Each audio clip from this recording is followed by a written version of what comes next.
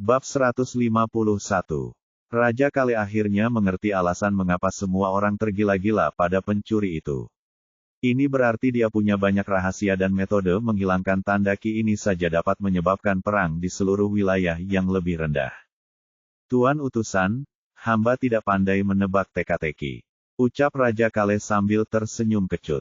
Dia melakukan ini demi ketenaran dan nama, kata utusan itu dengan wajah dingin. Raja Kale pun mengerti apa maksud utusan itu dan mau tak mau menyetujui jawaban tersebut. Sebab setiap kali pencuri itu melakukan pencurian, ia meninggalkan batu ki fragmen yang bertuliskan namanya dan beberapa tato burung hantu yang mustahil dihilangkan. Kalau saja Es ada di sini, dia pasti juga akan terkejut melihat lelaki ini mengetahui alasannya melakukan semua ini dengan cepat. Tetapi mengapa dia melakukan itu? Maksudku, apa yang bisa diberikan ketenaran kepadanya? Raja Kale tidak dapat menahan diri untuk tidak menanyakan pertanyaan ini. Entahlah, mungkin dia ingin membuktikan sesuatu atau menunjukkan kepada dunia bahwa dia tak terkalahkan. Namun dia menantang penguasa dengan merampok Beastamers, alkemis, dan rune crafter. Itulah sebabnya organisasi Pilflame mengirim saya sebagai utusan mereka untuk menangkapnya dan menjadikannya contoh, sehingga tidak ada yang berani menantang pihak berwenang lagi. Mata utusan itu sedingin es saat dia berkata dengan sikap bermartabat. Raja Kale dan semua orang di sisi kanan menelan ludah. Semua orang tahu betapa menakutkannya ketiga raksasa ini dan jika ada yang berani mempertanyakan otoritas mereka, mereka akan membunuh mereka dan seluruh klan mereka sampai anjing terakhir. Apa perintah utusan mulia untuk raja ini? Aku akan bekerja sama sepenuhnya, kata Raja Kale dengan wajah muram. Tidak apa-apa, kita akan menunggu dia muncul dan saat dia muncul, itu akan menjadi saat terakhir orang mendengar nama pencuri langit. Utusan itu berkata dengan dingin. Setelah percakapan singkat ini, dia berdiri dan pergi bersama wanita itu menuju tempat tinggalnya. Hanya para bangsawan istana kerajaan yang tersisa di ruangan itu, semua orang memasang wajah muram. Ayah kerajaan, bagaimana menurutmu? Apakah pencuri itu akan datang seperti yang dikatakan utusan? Seorang pria muda, yang tampaknya berusia akhir 20-an, bertanya. Dia sangat mirip Raja Kale karena dia adalah putra mahkota kerajaan regal dan putra tertua Kale, Xavier Regal. Wajah Raja Kale sangat jelek saat ini. Entahlah, tapi orang itu ada benarnya dan jika semua yang dikatakannya benar, maka pencuri itu akan muncul. Jangan lupa kesempatan terbesar baginya untuk mendapatkan lebih banyak ketenaran adalah ujian Damien Royal Institute yang akan datang. Yang mulia, jika pencuri itu muncul, maka itu akan menjadi malapetaka bagi kerajaan kita. Seorang lelaki tua dengan jari-jari beruang putih terang berkata dengan serius. Raja Kale tersenyum pahit, apa yang bisa kita lakukan? Orang itu mungkin seorang penggarap inti sungai. Jika dia memutuskan untuk membantai seluruh ibu kota kerajaan untuk menangkap pencuri itu, aku tidak berdaya untuk menghentikannya. Wajahnya dipenuhi dengan ketidakberdayaan. Kita hanya bisa berdoa agar dia tidak muncul di sini lagi. Tanda hubung tanda hubung tanda hubung. Di dalam bangunan mewah di istana kerajaan. Kakak, kenapa kau memberitahu mereka tentang kemampuan pencuri itu untuk membuka cincin penyimpanan? Bagaimana jika mereka membocorkan informasi ini ke publik? Wanita cantik itu berbicara dengan serius. Semua orang di tiga raksasa mungkin sudah tahu sekarang. Apakah menurutmu itu penting lagi? Pria itu menjawab dengan tenang. Kau benar. Dia tersenyum kecut saat berbicara, dan bagaimana jika dia tidak muncul di sini lagi seperti yang kau katakan? Kalau begitu kita akan pergi setelah ujian. Pria itu berkata tanpa ekspresi. Tapi kalau dia melakukannya, hehe. Tawanya yang tajam bagaikan ada setan jahat yang sedang tertawa. Dia merasakan hawa dingin menjalar di tulang punggungnya karena dia tahu saudara laki-lakinya ini adalah laki-laki paling kejam yang pernah dikenalnya. Tanda hubung tanda hubung tanda hubung. Suatu pagi yang cerah ketika Es membuka matanya yang tertutup. Dia mengganti jubahnya dengan yang baru dan pergi menuju tempat pendaftaran. Es mengetahui dari pemilik penginapan bahwa tempat pendaftaran berada di luar distrik kerajaan dan dia menuju ke arah itu, mengikuti peta yang dibelinya dari toko buku terdekat. Semakin dekat Es dengan tempat pendaftaran, semakin semarak jadinya. Sebagian besar kerumunan adalah anak muda dan teman-temannya. S akhirnya melihat sebuah gedung tinggi. Ada tanda kayu besar bertuliskan Damien Royal Institute di sana dan penuh sesak dengan anak muda. Sebelumnya S mengira ia datang terlalu pagi, namun kini ia mengira sudah larut setelah melihat antrian panjang di luar gedung. Mengapa antreannya tidak bergerak? S bertanya kepada seorang pemuda di depannya setelah berdiri dalam antrean selama 15 menit. Bajingan-bajingan itu lebih dulu melayani para bangsawan dan rekan-rekannya. Sudah seperti ini sejak hari pertama, kata pemuda itu dengan kesal sambil mengumpat. S tersenyum kecut mendengar ini akan memakan waktu lama sekali.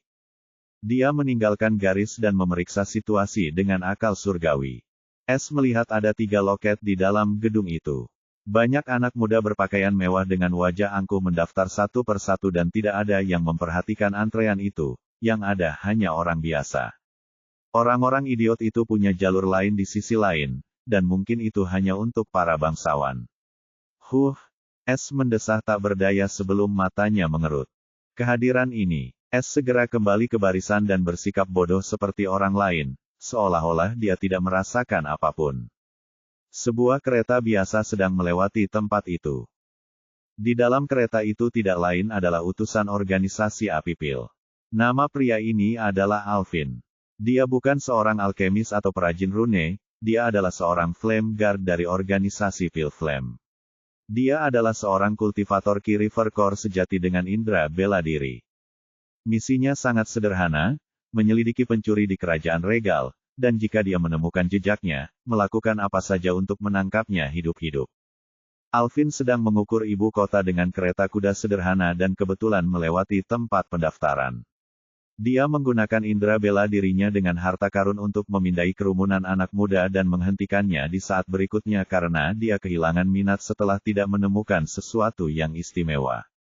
Alvin adalah seorang spesialis dalam memastikan orang, dan itulah sebabnya dia dikirim ke sini. Namun penyelidikannya yang cermat membuat seseorang waspada. S juga menggunakan indera surgawinya dan saat dia merasakan fluktuasi ki yang kuat, dia langsung tahu ada ahli kuat di dekatnya dan menyembunyikan kehadirannya.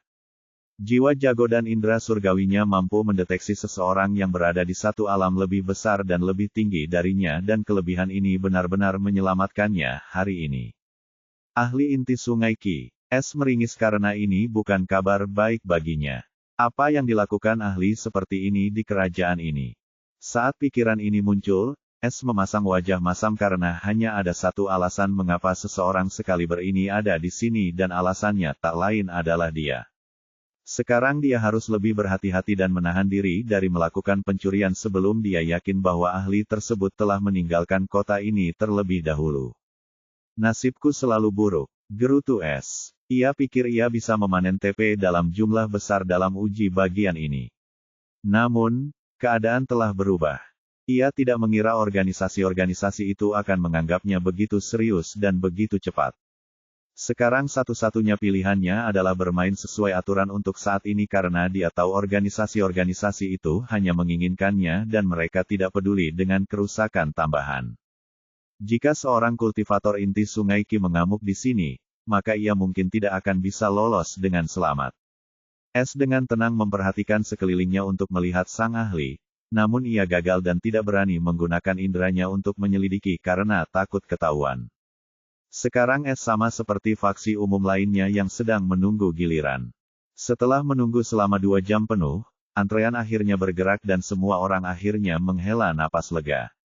Sesekali pendatang baru masuk dalam barisan dan beberapa orang yang tidak terkendali akan memutus barisan dengan mengambil tempat para penggarap yang lemah karena tidak ada seorang pun yang dapat menghentikan mereka. Namun tak seorang pun mengganggu S karena auranya merupakan aura kultivator gerbang kelima dan dia bergerak tanpa mempedulikan apa yang terjadi di belakangnya. Sekalipun S punya masalah, dia tidak akan ikut campur karena dia tidak ingin ada perhatian pada dirinya saat ini. Setelah 3 jam menunggu, akhirnya giliran S. Seorang wanita biasa duduk di belakang meja kasir dengan pakaian di lembaga itu. Dengan ekspresi angkuh, dia menatap Ryan dan berkata, letakkan tanganmu di batu ini. Es dengan penasaran menatap batu hitam seukuran kepala manusia itu. Ia telah mengamatinya selama beberapa waktu dan tahu setiap kali seseorang meletakkan satu tangan di atasnya, wanita ini akan mencatat sesuatu. Dia meletakkan tangannya dan batu itu berkedip sejenak sebelum kembali normal. Peserta nomor 31.333. Pergi ke loket berikutnya, kata wanita itu dengan dingin kepada Ryan. Bab 152. Ryan mengucapkan terima kasih padanya dan pindah ke konter berikutnya di mana seorang lelaki tua sedang duduk. Tidak, 31.333. Letakkan tanganmu di batu ini dan sebutkan nama, usia, dan tingkat kultivasimu. Orang tua itu dengan tenang menunjuk jarinya ke batu yang sama tetapi ada garis-garis putih di atasnya. Oh, dan jangan berani berbohong. Hukumannya adalah cacat kultivasi. Lelaki tua itu terkekeh dingin. Mata Es menyipit saat dia meletakkan tangannya di atas batu dan merasakan sengatan ki di tangannya, tetapi dia tidak merasakan sesuatu yang salah. Ryan White, berusia 16 tahun, dan kultivator gerbang ki kelima. Es berbohong kecuali usianya. Dia cukup percaya diri dengan kemampuannya untuk tetap tenang dan harta karun rendahan semacam ini tidak dapat mendeteksi kebohongannya seperti apa yang dia lakukan di gerbang kota. Ketenangan semacam ini datang bersama fondasi kegelapan dan itu sangat membantunya, selain Es tanpa sadar melatih pikirannya setiap kali dia berlatih membuat rune. Ini memberinya keunggulan untuk mengelabui harta karun deteksi semacam ini. Orang tua itu tidak menemukan kesalahan apapun. Dia tahu orang-orang biasa ini tidak berani berbohong di sini karena semua orang tahu kekuatan latar belakang lembaga. Pergi ke loket terakhir dan bayar 10 batu ki rendah. Kamu akan mendapatkan token pesertamu. Orang tua itu berkata dengan tenang. Ryan mengangguk sambil tersenyum saat ia berjalan ke meja terakhir tempat duduk seorang wanita muda yang cantik. Ia mengenakan seragam institut tetapi ia tampak sangat bosan. Dia melihat Es dengan wajah acuh tak acuh dan berkata samar, 11 batu ki rendah. Es mengerutkan kening, dia mengambil lebih untuk dirinya sendiri. Ryan memasang senyum penuh arti di wajahnya dan memberinya 11 batu ki tanpa meminta apapun karena satu batu ki yang rendah tidak berarti apa-apa baginya. Semua orang di belakangnya melihat hal itu tetapi tidak berani mengajukan keberatan, malah ekspresi mereka berubah jelek. Ini tokenmu. Kembalilah 3 bulan dari sekarang. Dengan malas, ia memberikan Es sebuah token hitam dengan emblem pedang terukir di atasnya. Ini adalah simbol dari Damien Royal Institute. Es mengambil token itu dan ada tulisan, 31,333 di atasnya serta sebuah rune. Namun rune ini jauh berbeda dari Biscaling token yang dimilikinya. Ryan menyimpan token itu di cincin penyimpanannya dan meninggalkan tempat partisipasi tanpa menarik banyak perhatian pada dirinya sendiri. Rencana Es sebenarnya adalah untuk membersihkan beberapa toko alkimia di distrik kerajaan setelah dia menyelesaikan partisipasinya. Dia memiliki koleksi pil baru dari cincin penyimpanan Olivia yang tidak dia gunakan karena tidak cukup untuk meningkatkan kultivasinya. Itulah sebabnya dia menunda untuk datang ke sini, tetapi sekarang setelah dia tahu tentang ahli tersembunyi yang mengerikan di sini, dia kembali ke penginapannya dan berlatih membuat rune. Tanda tanya petik 1. Alis Es terangkat saat dia merasakan adanya niat jahat 20 meter darinya. Niat jahat ini ditujukan kepada Ryan. Orang-orang idiot itu ingin merampokku. Es tersenyum kecut sambil menggelengkan kepalanya. Saat giliran berikutnya tiba, dia menghilang menggunakan langkah kilatnya. Setelah 30 menit, Es kembali ke kamar penginapan. Es menikmati anggur giok sebelum dia membentuk kembali struktur simbol rahasia bumi dengan sangat tekun. Tanda hubung tanda hubung tanda hubung. 1 bulan berlalu dengan mudah. Tempat pendaftaran masih ramai seperti hari pertama dan banyak sekali anak muda baru yang datang setiap hari di ibu kota kerajaan. Seluruh kota itu damai dan Raja yang Agung sangat gembira karenanya, karena jika pencuri itu tidak muncul sekarang, kemungkinan besar dia tidak akan muncul di masa mendatang. Sebaliknya Alvin sangat tenang, ia terus pergi melakukan patroli sederhana seperti biasa dan kembali setelah tidak menemukan apapun. Namun dia tidak patah semangat dan tetap tenang menunggu kedatangan pencurinya. Di penginapan tempat Ryan menginap saat ini, S tidak meninggalkan penginapan ini selama sebulan penuh dan hanya berlatih pembuatan rune dan selama istirahat 2 hari, dia akan mengalihkan perhatiannya untuk mendapatkan wawasan tentang alam kedua teknik bayangan ganda. Dia telah meniadakan teknik ini selama beberapa waktu karena fokusnya terutama pada keterampilan melarikan diri dan penyembunyian lalu beralih ke pembuatan rune. Tetapi sekarang dia tidak dapat bergerak bebas sehingga dia memutuskan untuk merenungkan pedang jari alam kedua. Teknik pedang bayangan ganda itu unik karena tidak perlu bertarung terus-menerus dalam pertempuran untuk memahaminya seperti teknik senjata pada umumnya. Teknik ini lebih seperti teknik, jika Anda tidak memahami inti dari teknik ini, bahkan jika Anda bertarung tanpa henti, Anda tidak akan maju. Saat S menciptakan seni pedang Dual Sword Mirage di hutan bulan, ia menemukan bahwa pemahamannya tentang teknik ini semakin dalam. Namun setelah itu, ia tak pernah menemukan ilmu pedang atau seni apapun untuk diteliti lebih lanjut dalam ilmu pedang itu dan sistem pun tak pernah memberinya ilmu pedang atau seni apapun.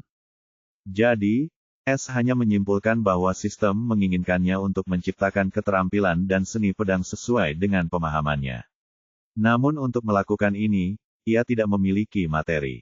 Teori S adalah ia membutuhkan semacam keterampilan pedang atau seni yang dapat mempersulit teknik alam kedua seperti ketika ia menciptakan Fata Morgana pedang ganda dan ia mencapai puncak alam pertama. Namun pertama-tama, ia harus memahami makna di balik Sword of Finger. Hari ini adalah hari latihan rune-nya karena sekarang dia dapat mengakses ki jiwa cahaya. Dia menciptakan struktur duniawi kompleks yang sama tanpa berkedip. Hanya lingkaran terakhir. S berkeringat deras saat matanya terpaku pada struktur rahasia putih ketiga. Jejak jiwa putih bergerak sangat mulus dalam lingkaran terakhir mengelilingi struktur kompleks itu. Saat benang jiwa menyelesaikan lingkaran akhir, wajah S berubah serius saat dia berteriak tiba-tiba. Menggabungkan, uap ki jiwa putih keluar dari tangan S dan melingkupi 3 struktur rahasia putih. Struktur rahasia itu bersinar terang saat menyatu secara bersamaan. Struktur pertama adalah segitiga dengan struktur kompleks di dalamnya, di tengahnya adalah persegi panjang, dan terakhir adalah lingkaran yang baru saja digambar oleh S. Ketiga struktur itu akhirnya bersatu dan menghilang sepenuhnya, dan tiba-tiba sebuah rune hijau muncul menggantikannya.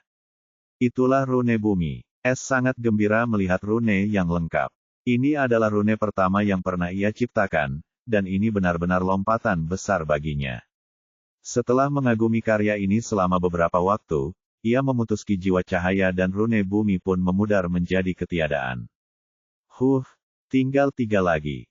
S menghela napas lega setelah memikirkan simbol-simbol reaming itu. S harus mengakui bahwa jika bukan karena wawasan dari Empty Dream, dia tidak akan mampu menguasai struktur rahasia secepat itu. Meskipun tidak sama, prinsipnya sama. Hanya saja, pembuatan rune surgawi lebih mendalam. Akan tetapi, sekarang dia telah menciptakan rune surgawi, 3 rune lainnya tidak akan begitu sulit. Tanda hubung tanda hubung tanda hubung. 50 hari lagi berlalu dan hari ini adalah hari kompetisi. S keluar dari penginapan tempat dia menginap dalam suasana hati yang sangat baik karena dia sangat dekat dalam menguasai rune air dan dia juga telah memperoleh beberapa wawasan tentang teknik pedang bayangan ganda selama pelatihannya. Dalam kurun waktu 50 hari ini, S yakin bahwa seorang ahli yang kuat sedang berpatroli di kota setiap hari secara rahasia. Karena setiap hari dia merasakan aura bela diri yang kuat menyapu area tersebut dan dia tahu bahwa orang ini adalah ahli yang sama yang ditemuinya hari itu. S memiliki tanda jiwanya. Jika dia melihatnya secara langsung, dia akan langsung tahu siapa ahli itu. S akan pergi ke tempat berlangsungnya kompetisi, yang berada di tempat yang sama di mana ia mendaftar. S tidak datang lebih awal atau terlambat tetapi ketika sampai di tempat acara, ia terkejut karena ada ribuan anak muda berdiri di sana menunggu. Ia juga melihat banyak kereta mewah di seberang, para bangsawan menempati bagian itu. Ada panggung tinggi di luar gedung pendaftaran dan mata semua orang tertuju padanya. Mereka semua menunggu seseorang muncul. 1 jam telah berlalu dan saat ini sederetan kereta perang mewah dikelilingi oleh pengawal bersenjata emas dengan lambang serigala bersayap milik kerajaan-kerajaan berbaris di tempat tersebut dari gerbang distrik kerajaan. Semua orang tahu hanya satu keluarga yang dapat menggunakan sigil ini di seluruh kerajaan dan itu adalah keluarga kerajaan, para penguasa kerajaan-kerajaan. Mata Es menyipit karena dia merasakan tanda jiwa kultivator inti sungai Qi dan kultivator tahap sungai mengalir di kereta terakhir keluarga kerajaan. Keduanya pasti tergabung dalam organisasi yang sama, hanya raksasa itulah yang bisa menciptakan makhluk seperti mereka di sini. Wajah Es berubah muram. Sekarang dia bertekad untuk bersembunyi sampai mencapai tanah kerajaan kelas 1 dari tanah tingkat menengah karena tempat itu berada di wilayah peradilan tiga raksasa. Bab 153. Kereta perang keluarga kerajaan akhirnya berhenti di luar gedung pendaftaran. Pada saat ini, seorang pria setengah baya yang tampan turun dari kereta yang paling menarik perhatian di bagian paling depan. Ia mengenakan jubah emas dengan lambang serigala yang disulam di punggungnya dan memiliki mahkota emas di kepalanya. Ia tampak seperti makhluk yang menyendiri dengan aura superior di sekelilingnya. Dia tentu saja adalah Raja Regal, Kale Val Regal. Semua orang di tempat itu berlutut saat melihat Raja Kale dengan rasa hormat yang jelas di mata mereka. Es pun menatap Kale dan merasakan suasana bermartabat di sekitarnya. Ia tidak pernah menyangka bahwa suatu hari ia akan melihat raja yang sebenarnya. Dia menyukai yang lain dan berlutut dengan tenang. Sejujurnya Es agak terharu melihat ribuan orang berlutut di depan seorang pria.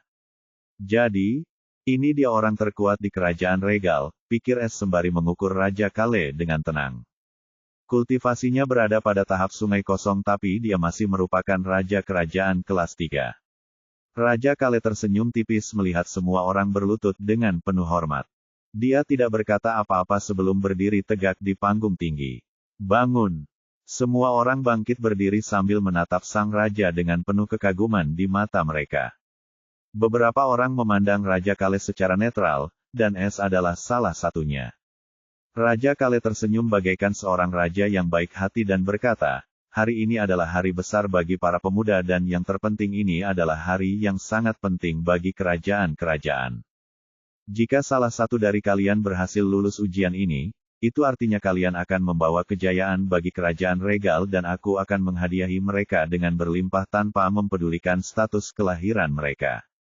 Mata semua orang berbinar penuh kegembiraan saat mereka mendengar tentang hadiahnya. Aku hanya ingin mengatakan satu hal lagi, wajah Kale berubah serius saat dia berkata, jangan mati dengan kematian yang sia-sia. Setelah itu Kale keluar dari peron dan kembali ke kereta raja. Semua ekspresi pemuda tampak serius mendengar kata-kata terakhir Kale. Mereka semua tahu risiko yang terlibat dalam kompetisi ini dan itu baru ujian pertama, bukan ujian terakhir. Es memiliki proses berpikir yang benar-benar berbeda dari yang lain. Dia memberitahu mereka agar tidak mati sia-sia. Dia tidak peduli dengan hidup mereka selama mereka mati dengan bermakna. Dia mencibir. Semua perhatiannya tertuju pada gerbong terakhir tempat kedua ahli yang kuat itu berada. Ia berharap mereka keluar sehingga ia bisa melihat wajah mereka. Namun, dari kelihatannya hal itu tidak akan terjadi. Karena setelah Kale meninggalkan panggung tinggi, seorang pria dengan raut wajah garang keluar dari gedung pendaftaran. Ia mengenakan seragam lembaga dan langsung menaiki panggung. Dia dengan dingin mengamati kerumunan anak muda sebelum berbicara. Namaku Dominic dan aku akan menjadi penguji kalian untuk ujian tingkat kerajaan ini. Dominic dengan tenang berkata, ada 149.839 peserta terdaftar untuk ujian tingkat kerajaan ini.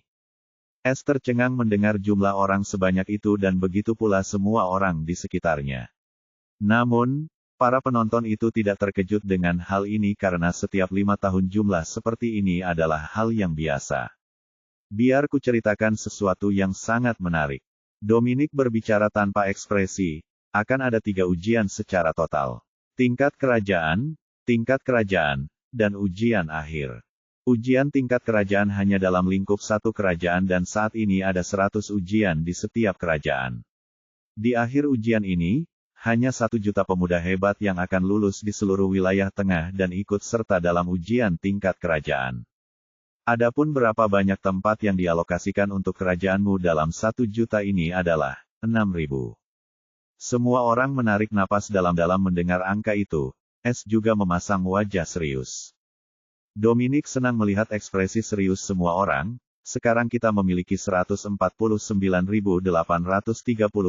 peserta di sini yang berarti 143.839 di antara kalian akan gagal di akhir ujian tingkat kerajaan ini.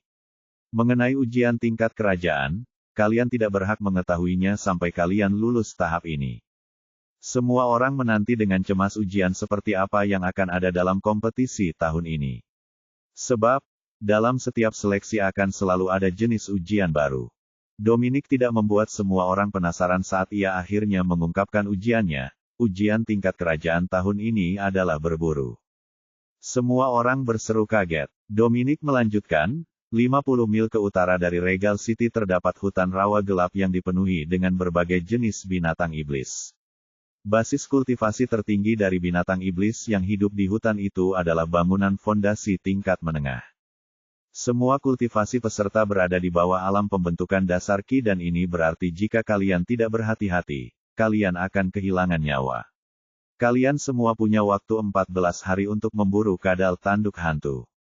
Semua orang menjadi muram mendengar nama kadal tanduk hantu karena binatang iblis ini sangat pandai bersembunyi dan melarikan diri. Namun yang paling mengerikan dari kadal tanduk hantu ini adalah ludah racunnya yang dapat membunuh seseorang di bawah alam dasar Ki dalam hitungan menit. S bersikap tenang dibandingkan dengan orang lain karena dia tidak perlu takut dengan apapun di hutan itu dan hanya harus menemukan kadal itu dan membawanya kembali. Sekarang mulailah bergerak. Senyum dingin tersungging di wajahnya sebelum dia berkata, "Aku lupa memberitahu semua orang bahwa penawar racun kadal tanduk hantu telah ditarik dari pasaran. Satu hal lagi, aku sedang menonton ujian ini bersama penguji lembaga lain dan jika kami menemukan seseorang membawa pembantu, mereka akan langsung dibunuh di tempat, tidak peduli siapapun orangnya. Aturan lembaga ini mutlak.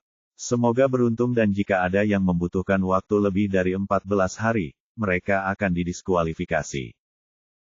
Wajah muda para bangsawan itu terlihat sangat buruk pada saat itu, sedangkan wajah rakyat jelata memperlihatkan ekspresi gembira karena itu artinya tidak ada seorang pun yang dapat menipu atau mengambil keuntungan dari latar belakang mereka. Setiap anak muda bergerak dengan tergesa-gesa. Karena siapapun yang sampai di hutan lebih dulu akan lebih diuntungkan karena bisa menemukan sasaran lebih dulu. Para pemuda bangsawan itu pun keluar dari kereta perang mereka dengan wajah sombong sebelum bergabung dalam perlombaan menuju hutan rawa gelap. Saat ini, sepasang anak muda, laki-laki dan perempuan, turun dari kereta keluarga kerajaan. Mereka adalah anak-anak bungsu Kale yang mengikuti tes ini. Semua orang memberi jalan kepada sang pangeran dan putri saat mereka bergerak menuju gerbang kota. S berada di tengah kerumunan besar dan bergerak seperti orang lain tanpa menggunakan kemampuannya. Ia menunggu untuk keluar dari kota sebelum melakukan aksinya. Dia merasa lega karena kedua ahli itu tetap tinggal di kota, terutama sang kultivator inti Sungai Ki. Adapun Dominic, dia hanya seorang pembudidaya sungai kosong dan S dapat menipunya kapan saja dia mau. S juga melihat para bangsawan itu membentuk kelompok dan bahkan kedua anak kerajaan itu memiliki kelompok yang beranggotakan 20 orang. Setiap orang dalam kelompok mereka memiliki kultivasi gerbang kelima dan memiliki ekspresi egois di wajah mereka. "Saudara ini, apakah kamu ingin bergabung dengan tim kami?" S mengikuti suara itu dan melihat seorang anak laki-laki gemuk sedang tersenyum padanya. "Tidak, aku senang bekerja sendiri." Ryan menjawab dengan dingin sebelum berjalan tanpa peduli dengan jawaban pihak lain.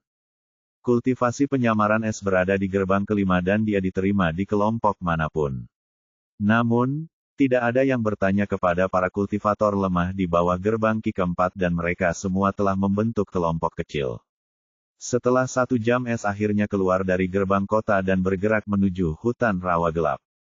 Dia tidak langsung menggunakan langkah kilat karena dia bisa merasakan Dominic dan 10 orang kultivator tahap dasar Ki puncak lainnya mengikuti para peserta dalam bayangan. Tetapi sebelum dia dapat menemukan tempat untuk mengaktifkan keahliannya, S merasakan kehadiran yang familiar dari ahli inti Sungai Ki itu. Raut wajah S menegang. Kenapa dia tidak tinggal saja di kota sialan itu? Gerutunya.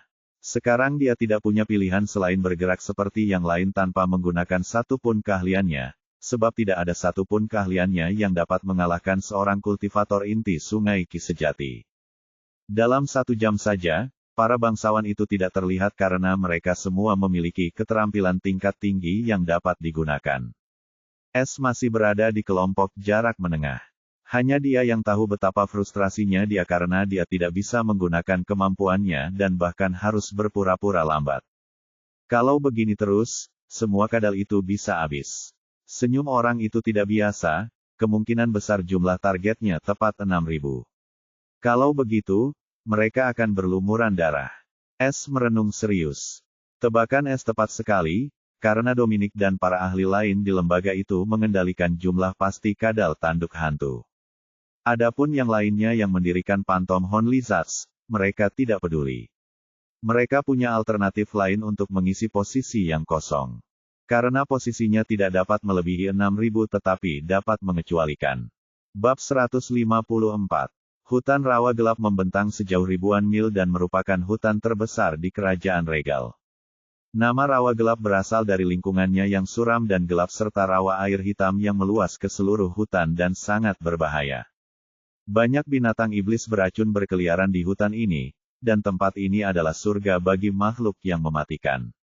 Udara di sini saja sudah sangat mengancam bagi para kultivator di bawah alam pembangunan fondasi Qi, apalagi manusia biasa.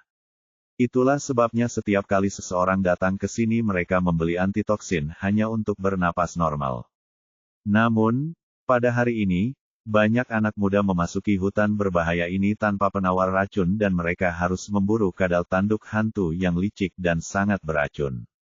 Namun, anak-anak muda ini penuh semangat dan antusiasme karena jika mereka menyelesaikan tugas ini, mereka dapat memenangkan kekayaan dan kejayaan. Jadi, risikonya sepadan. Anak-anak muda ini tentu saja adalah peserta ujian tingkat kerajaan dari Damien Royal Institute. Hampir 120.000 pemuda memasuki hutan rawa gelap tanpa mempedulikan hidup atau mati mereka. Adapun mereka yang telah bangkit, mereka adalah mereka yang telah sadar dan takut mati. Mereka semua memiliki basis kultivasi yang lemah di bawah gerbang Qi keempat sehingga menyerah adalah hal yang wajar. Tidak ada seorang pun yang menghentikan atau menertawakan mereka karena fokus semua orang tertuju pada mereka yang memasuki hutan.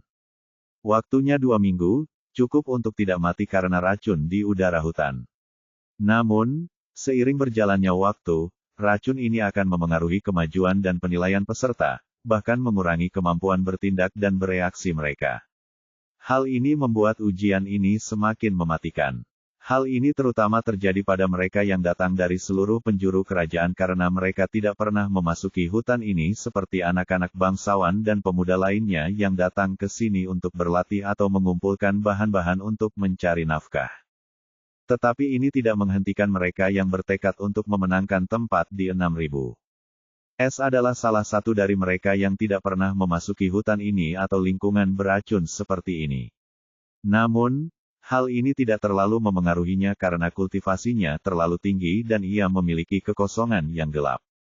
Semua kekhawatiran ini adalah mengenai ahli inti sungai Qi tersembunyi, yang mengikuti mereka ke sini dan terus menggunakan indera bela diri tanpa henti. Sialan, dia berani-beraninya menggunakan batu Qi dan harta karun yang sakti. Gerutu S. Dia baru saja memasuki hutan rawa gelap 1 jam yang lalu, tetapi dia tidak berani menggunakan keterampilan aslinya di hadapan indera bela diri yang penuh kebencian ini. S sekarang seperti orang biasa lainnya dan bergerak dengan kecepatan normal kultivator gerbang Qi kelima.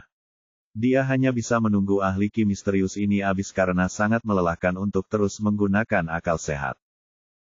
Namun yang membuat S kecewa, rasa bela dirinya ini tidak menunjukkan tanda-tanda melemah bahkan setelah 4 jam. S sekarang sepenuhnya yakin bahwa rekannya sangat kaya karena dia membakar sejumlah besar batu Qi hanya untuk menjaga agar indera bela dirinya tetap aktif.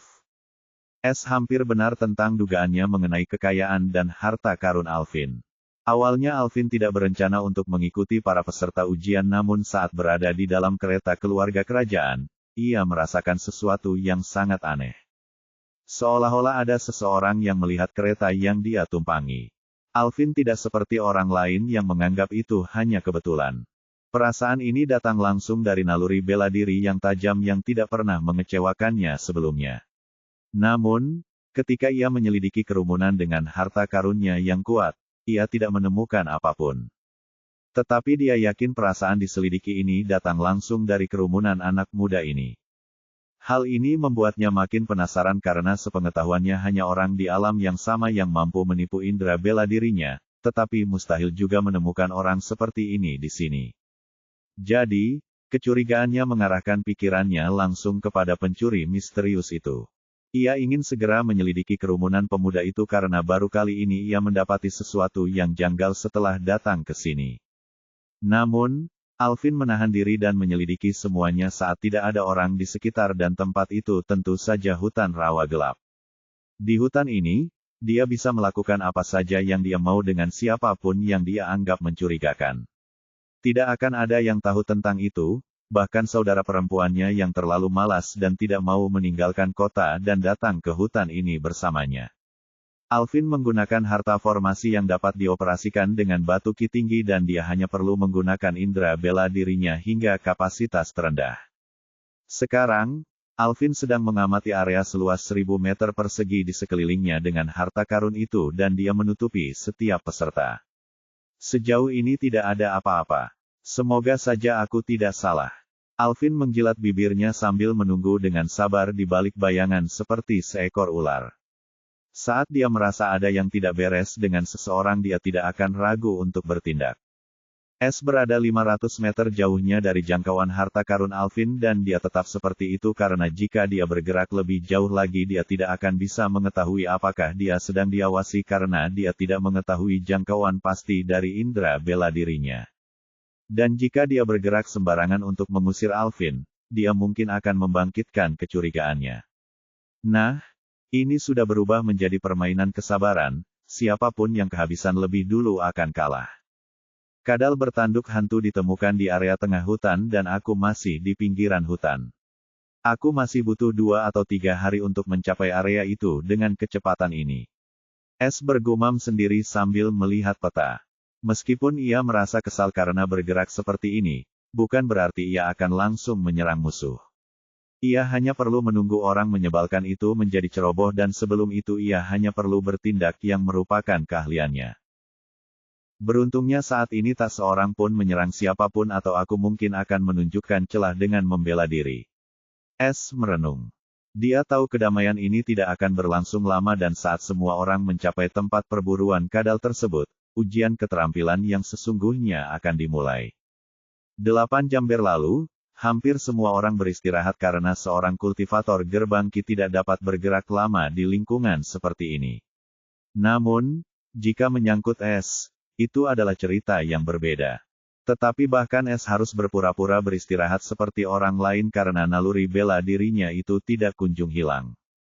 Andai saja aku bisa merampok harta karun orang itu. Pikir S getir. Namun, dia bahkan tidak tahu di mana dia berada dan takut menggunakan akal surgawinya.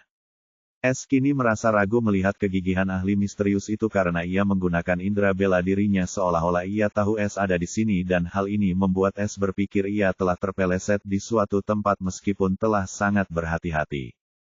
Itulah sebabnya dia bahkan tidak menggunakan indera jiwa untuk menyelidiki dalam jarak jauh seperti yang selalu dilakukannya.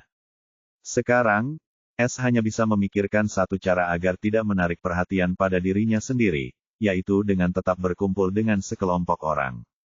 Dengan melakukan ini S bisa menarik lebih sedikit perhatian pada dirinya sendiri dan dia tidak perlu menggunakan keahliannya lebih sering saat perburuan yang sebenarnya dimulai.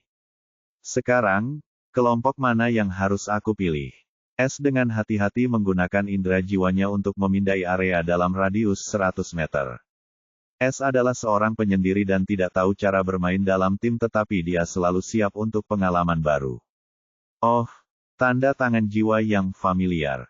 S tercengang dan pergi ke arah utara 60 meter dari posisinya. Ada 8 pemuda yang sedang beristirahat di bawah pohon coklat. Ada 5 perempuan dan 3 laki-laki dalam kelompok ini. Saat mereka melihat seorang pemuda berpenampilan biasa berjalan ke arah mereka sambil tersenyum, mereka semua menjadi waspada karena kultivasinya berada di puncak alam gerbang ki. Berhenti. Seorang anak laki-laki bertubuh tinggi dan berotot berteriak dan menghentikan pemuda itu dengan tatapan tajam. Dia adalah seorang kultivator gerbang Ki kelima. Apa urusanmu dengan kami? Tanyanya dengan dingin.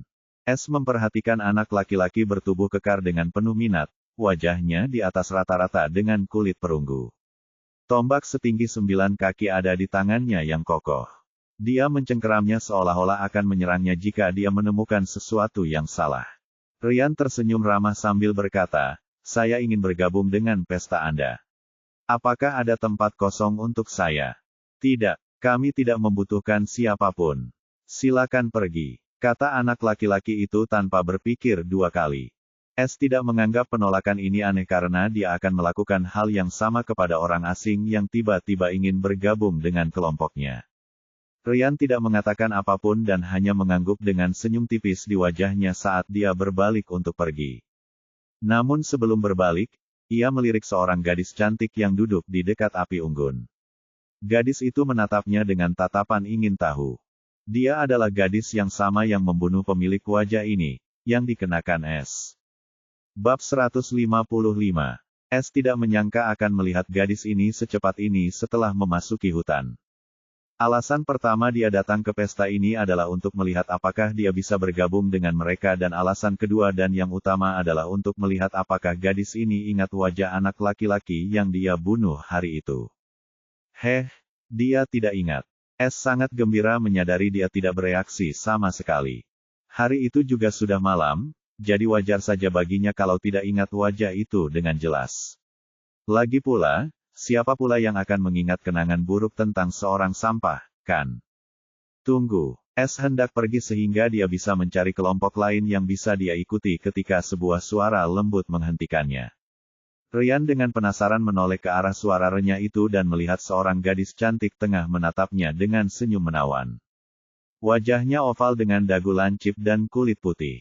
Ia mengenakan rok pendek yang memperlihatkan kakinya yang jenjang dan jubah pendek yang memperlihatkan pinggangnya yang ramping.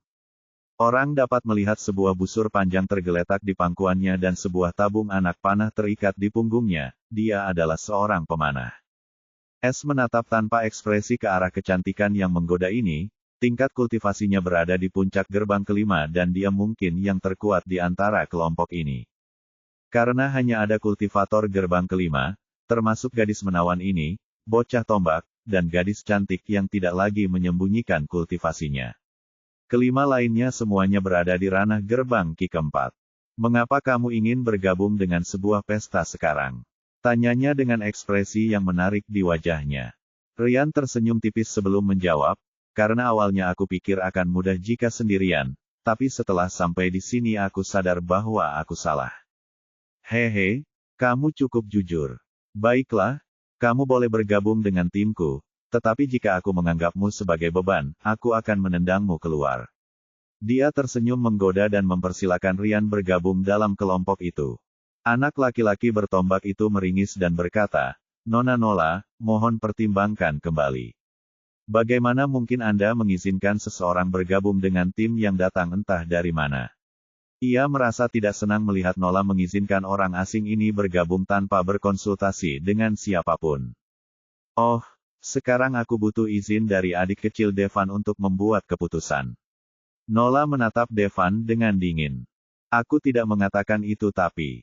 Sebelum Devan bisa menyelesaikan kalimatnya, Nola memotongnya dan berbicara dengan dingin. Karena kalian menentang keputusanku dengan sangat baik. Mari kita pilih. Aku tidak ingin ada yang menganggapku sombong seperti bangsawan-bangsawan busuk itu. Nola menatap semua orang sambil tersenyum, semua orang, silakan sampaikan pendapat kalian dengan bebas. S di samping mengamati ini dengan saksama. Dia tidak menyangka gadis ini adalah pemimpin kelompok kecil ini dan begitu tegas. Keenam orang itu saling memandang dengan senyum masam. Mereka semua orang asing, tetapi sekarang semua orang tahu sikap pemimpin mereka. Aku bersama kakak Devan. Seorang anak laki-laki berwajah garang berbicara saat ini. Saya juga setuju dengan saudara Devan. Kita tidak bisa membiarkan sembarang orang masuk ke dalam kelompok ini. Seorang anak laki-laki yang tampak lembut berbicara dengan serius. Nola mengerutkan kening namun tidak berkata apa-apa dan menatap keempat gadis itu dengan penuh harap di matanya yang bulat. Menurutku, kita harus membiarkannya tinggal karena dia juga seorang kultivator alam gerbang Ki Puncak dan ini akan memberi kita lebih banyak kesempatan untuk bertarung demi kadal tanduk hantu. Gadis berwajah biasa itu berbicara dengan wajah serius. Nola tersenyum mendengar ini dan mengangguk puas. Ini juga alasan dia ingin membiarkan Rian bergabung dengan tim. Dia bisa bergabung. Seorang gadis kecil berbicara dengan malu-malu sambil melirik semua orang dengan malu-malu. Raut wajah Devan menegang saat melihat hasil pemungutan suara imbang, dia menatap kedua gadis yang sedang merajuk itu. Maaf, Kak Nola, tapi aku setuju dengan Kak Devan. Gadis dengan pedang itu berkata dengan wajah penuh penyesalan. Nola tersenyum padanya karena dia tidak menyimpan dendam. Sekarang semua orang memperhatikan gadis cantik itu. Dia adalah anggota ketiga terkuat dan pendapatnya sangat berarti meskipun Devan hanya memiliki 3 suara. Gadis cantik itu menatap tajam ke arah Rian yang sedari tadi tak berbicara dan hanya melihat tanpa menunjukkan emosi apapun. Mengapa dia terlihat begitu familiar? Pikirnya bingung. Namun, seberapa keras pun dia memutar otaknya, dia tidak ingat pernah bertemu dengan eksistensi puncak gerbang Ki seperti bocah ini. Pikirannya sangat sederhana, dia hanya mengingat orang-orang kuat yang mampu berdiri sejajar dengannya dan orang lain hanyalah kutu di matanya. Dia telah membunuh banyak orang yang mencari kematian setelah melihat penyamarannya berkultivasi dan itulah sebabnya dia tidak ingat anak laki-laki yang dia bunuh 3 bulan lalu. Aku ingin mengujinya, kalau dia bisa menahan satu serangan dariku, maka dia bisa bertahan, dan kalau tidak hihi. Ucapnya dengan suara lembutnya. Aku suka ide adik Lilith. Bagaimana menurutmu, adik Dewan? Nola bertepuk tangan dengan gembira sambil menatap Dewan. Baiklah. Dewan pun tak merasa keberatan karena 2 anggota terkuat pun telah setuju. Bagaimana menurutmu? Aku tidak tahu namamu. Nola menatap Rian sambil tersenyum manis. Namaku Rian dan aku tidak keberatan. Rian mengangkat bahunya. Lilith juga tidak menunda dan berdiri dari posisinya. Menatapnya dengan geli. Dia pernah melihat kemampuan gadis kecil ini sekali dan tahu bahwa dia sangat ahli dalam serangan yang mematikan. Semua orang menjauh sejauh 20 meter untuk memberi mereka ruang dan menonton dengan wajah serius. Mereka semua melakukan perjalanan selama beberapa waktu dan mereka tahu betapa kuatnya gadis kecil yang tampak lemah ini setelah melihatnya mengalahkan binatang iblis yang setara dengan seorang kultivator gerbang Ki keempat seolah-olah itu bukan apa-apa. Orang harus tahu bahwa tubuh binatang iblis jauh lebih kuat daripada kultivator manusia. Binatang iblis dari gerbang Ki keempat bahkan dapat mengganggu kultivator gerbang Ki kelima. Namun gadis ini telah membunuhnya dengan satu pukulan. Aku tidak akan menahan diri. Lilith berkata sambil tersenyum tipis, jadi, jika kau mati, jangan membenciku. Jangan khawatir, aku tidak akan melakukannya. Rian tersenyum tipis. Senyum Lilith berubah dingin karena dia pikir pria ini meremehkannya. Dia membenci orang-orang yang meremehkannya dan ini memicu niat membunuhnya. Merasakan sedikit niat membunuh dari Lilith, tetapi tidak menanggapinya dengan serius. Semua perhatiannya tertuju pada naluri bela diri yang tidak akan hilang begitu saja. Lilith akhirnya bergerak dengan kecepatan seperti angin. Dia menggunakan keterampilan bergerak yang merupakan keterampilan terkuatnya. Mata semua orang terbelalak karena jurus ini adalah jurus yang sama persis dengan yang digunakannya untuk mengalahkan binatang iblis itu dalam sekejap. Melihat pergerakan Lilith dan sedikit terkejut karenanya, karena kecepatannya setara dengan langkah diamnya pada penguasaan tingkat menengah. Lilith masih tidak melihat Rian bergerak dan senyumnya tidak berubah sedikit pun. Dia mengeluarkan belati bermata 2 biru tua sepanjang 8 inci dari ikat pinggangnya. Itu adalah harta karun senilai 3 bintang. Dengan kecepatannya yang tinggi dan belati tajam di tangannya, ia dapat menembus jantung kultivasi gerbang Ki kelima dengan mudah. Namun lawannya adalah penggarap yayasan surgawi seperti Lilith akhirnya berhasil mencapai Rian, dan tanpa ragu-ragu, dia melancarkan serangan mematikan. Swiss. Belati itu mengeluarkan suara yang menusuk udara namun hanya menembus udara kosong karena Rian telah menghilang sebelum belati itu bisa menyentuh tubuhnya. Bagaimana? Di mana dia? Lilith terkejut melihat Rian menghilang dan melihat sekeliling. Mata Lilith terbuka lebar dan semua orang memperhatikan pertukaran gerakannya. Mereka semua melihat Rian berdiri 1 meter di belakang Lilith dengan senyum tipis di wajahnya. Tidak ada yang melihatnya bergerak. Dia menghilang begitu saja dan muncul di belakang Lilith seperti hantu. Es telah menggunakan langkah diam untuk menghindari serangan Lilith dan menyelinap di belakangnya. Gadis ini pandai menggunakan belatinya, tetapi dia tidak bisa memaksanya menggunakan kemampuan sebenarnya. Dari awal hingga akhir ia mengamati naluri bela dirinya untuk melihat apakah ia dapat menarik perhatian pada dirinya sendiri dengan menggunakan langkah-langkah senyap. Oh, hanya sedikit tersentak. Aku bisa menggunakan langkah diamku hingga 50% karena tidak menganggapnya mencurigakan. Es mendesah lega dan mengalihkan kesadarannya dari manik tak terlihat di penyimpanan pencurinya. Dia siap menggunakan manik-manik ini untuk menyembunyikan kehadirannya kapan saja jika dia mendeteksi sesuatu yang tidak beres. Bagaimana kau melakukannya? Es akhirnya mengalihkan perhatiannya ke arah Lilith yang kebingungan dan yang lainnya yang tercengang menatapnya. Aku hanya lebih kuat darimu. Rian mengusap dagunya sambil berbicara dengan wajah serius. Wajah imut Lilith memerah mendengar jawaban yang tidak masuk akal ini, tetapi dia tidak membalas atau mengucapkan sepatah kata pun. Karena dia berkata dia hanya akan menggunakan 1 serangan dan Rian mengalahkannya dengan adil, dia tidak menyerang lagi, meskipun dia frustrasi. Selamat datang di tim. Nola berbicara pada saat ini dengan mata berbinar karena kegembiraan. Dia sangat gembira memiliki seseorang dengan keterampilan bergerak yang bahkan lebih kuat dari Lilith. Bab 156. Semua orang tersadar dari kebingungannya setelah mendengar suara antusias Nola. Tidak seorang pun yang keberatan saat ini dan semua orang menyambut Rian dengan senyum lebar di wajah mereka. Dewan juga menyambut Rian, tetapi senyumnya dipaksakan karena dia tidak punya alasan untuk menolak lagi. Bahkan dia harus mengakui bahwa kemampuan bergerak Rian adalah satu-satunya yang berharga dalam tim dan dia tidak bisa melawannya.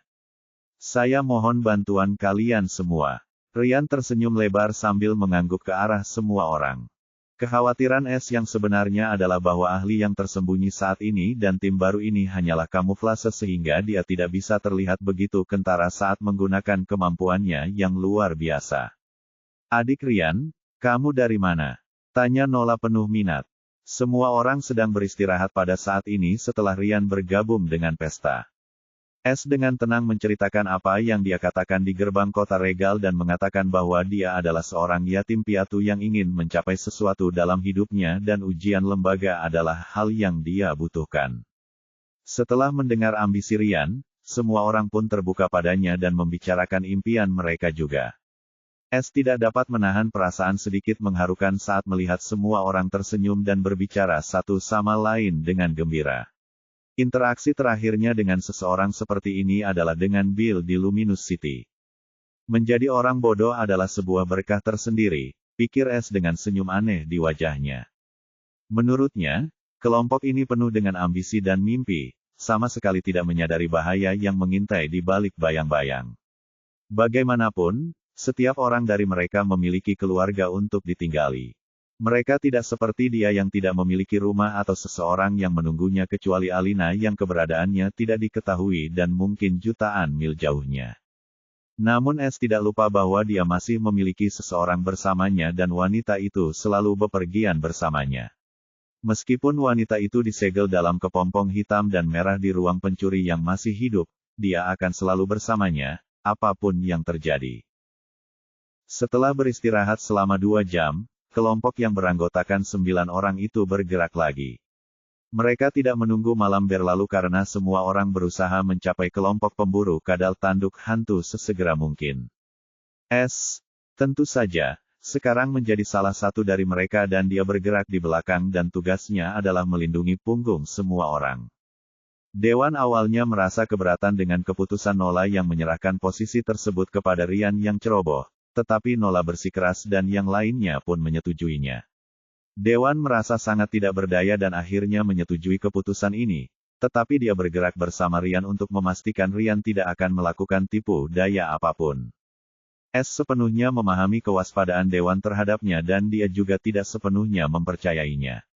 Namun S memiliki keraguan terhadap dua orang dalam kelompok ini setelah berinteraksi dengan mereka dan Dewan bukan salah satu dari mereka. Mereka semua menempuh perjalanan selama 6 jam dan membunuh banyak binatang iblis beracun di jalan mereka. Binatang iblis itu tidak terlalu kuat, tetapi mereka beracun terlepas dari basis kultivasi mereka. S juga melihat wajah kelima rekan satu tim alam gerbang Ki keempat itu membiru, dan ini adalah tanda-tanda menghirup udara hutan ini dan berjalan di tepi rawa air gelap. Mereka juga bertemu beberapa kelompok lain seperti mereka namun tidak ada seorang pun yang bertarung karena semua orang mengumpulkan Ki mereka untuk target dan pertarungan hanya akan dimulai setelah mereka mencapai area tengah hutan rawa yang gelap. Satu hal yang perlu diperhatikan adalah para bangsawan ibu kota kerajaan tidak terlihat di manapun, terutama kelompok keluarga kerajaan yang berjumlah 20 orang. Seolah-olah mereka bepergian tanpa istirahat. Tetapi tidak seorang pun punya waktu untuk merenungkannya karena semua orang sibuk menangani lingkungan yang beracun ini.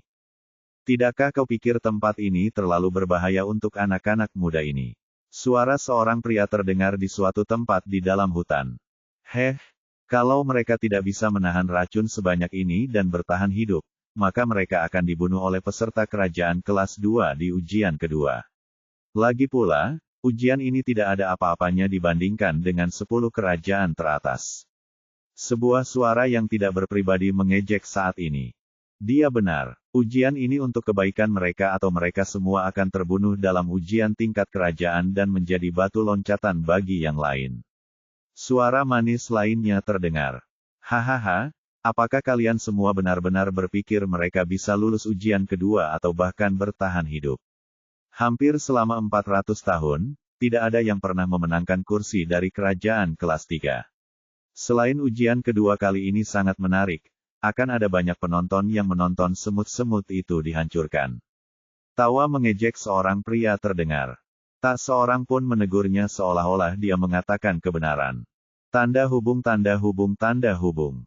2 hari berlalu dengan cepat. Hampir semua peserta telah mencapai bagian tengah hutan rawa yang gelap. Namun wajah semua orang membiru seolah-olah mereka semua sakit.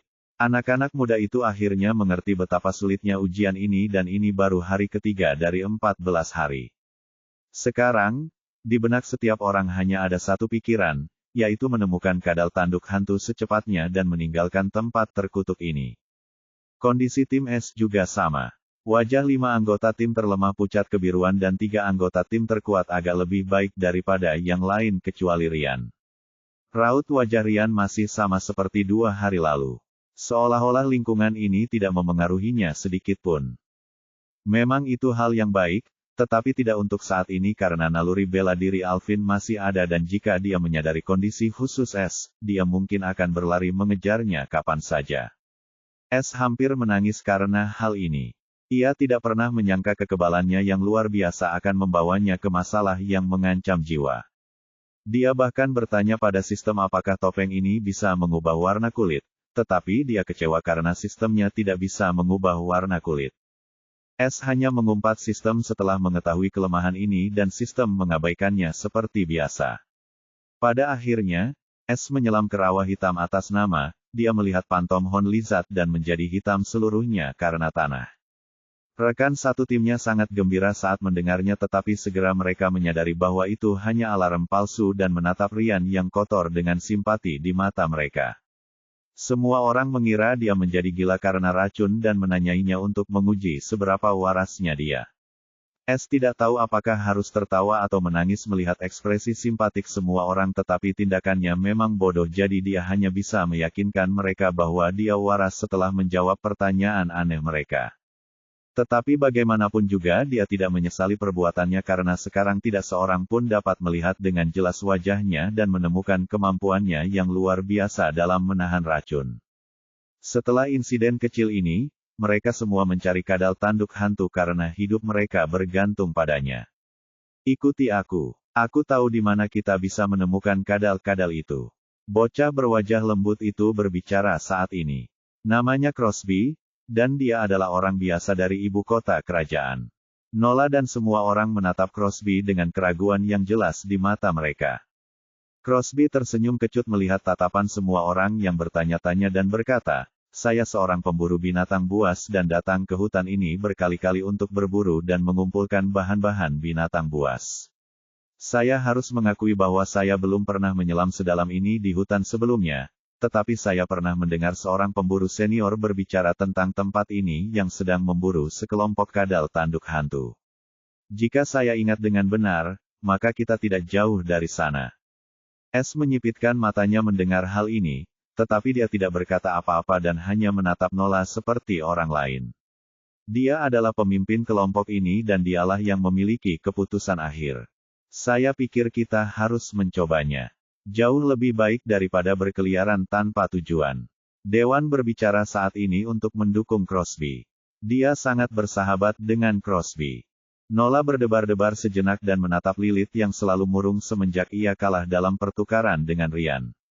Lilith mengangguk ke arah Crosby, dia jelas setuju dengan alasan Dewan. Nola kemudian menatap Ryan. Dia juga mempercayai anggota baru ini karena dia tidak membiarkan satu pun binatang iblis melewatinya selama 2 hari ini dan dia juga sangat rendah hati. Ryan hanya mengangkat bahu dan menyerahkannya pada Nola. "Baiklah, kita akan mengikuti Little Brother Crosby mulai sekarang. Kita sudah jauh tertinggal dari para bangsawan busuk itu." Nola akhirnya setuju dengan Crosby karena ini juga pertama kalinya dia datang ke ibu kota dan hutan ini. Crosby tersenyum lembut melihat semua orang akan mengikutinya. "Aku tidak akan mengecewakan kalian semua." Dia memimpin dan mulai berjalan di jalan berlumpur di antara akar-akar pohon tinggi yang suram itu. Dari gerakan Crosby, sepertinya ini bukan pertama kalinya dia ke sini, seolah-olah dia sangat mengenal hutan itu.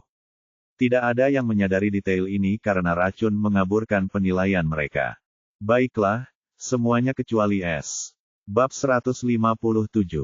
Kelompok S yang beranggotakan 9 orang mengikuti Crosby selama setengah jam. Saat mereka semua bergerak di rute ini, kelembapan udara meningkat. Awan tebal terlihat di langit. Akan turun hujan lebat. Gadis dengan pedang itu berkata sambil mengerutkan kening. Namanya Pearl, dia adalah putri bangsawan rendahan dan berasal dari Provinsi Ale. "Baguslah kalau disiramkan dengan deras karena akan membersihkan udara sialan ini," teriak bocah berwajah kejam itu. Namanya Ramiro, dan dia adalah orang biasa dari Provinsi Fin. "Tidak, itu sama sekali tidak baik. Hujan akan membuat kita semakin sulit bergerak dan banyak binatang iblis beracun dapat dengan mudah menyelinap ke arah kita dengan semua air yang menghalangi.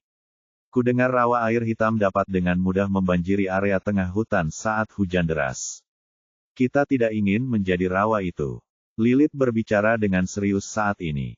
Semua orang berekspresi kaku mendengar ini karena Lilith mengatakan hal yang sudah jelas dan mereka semua mempercepat gerakan mereka.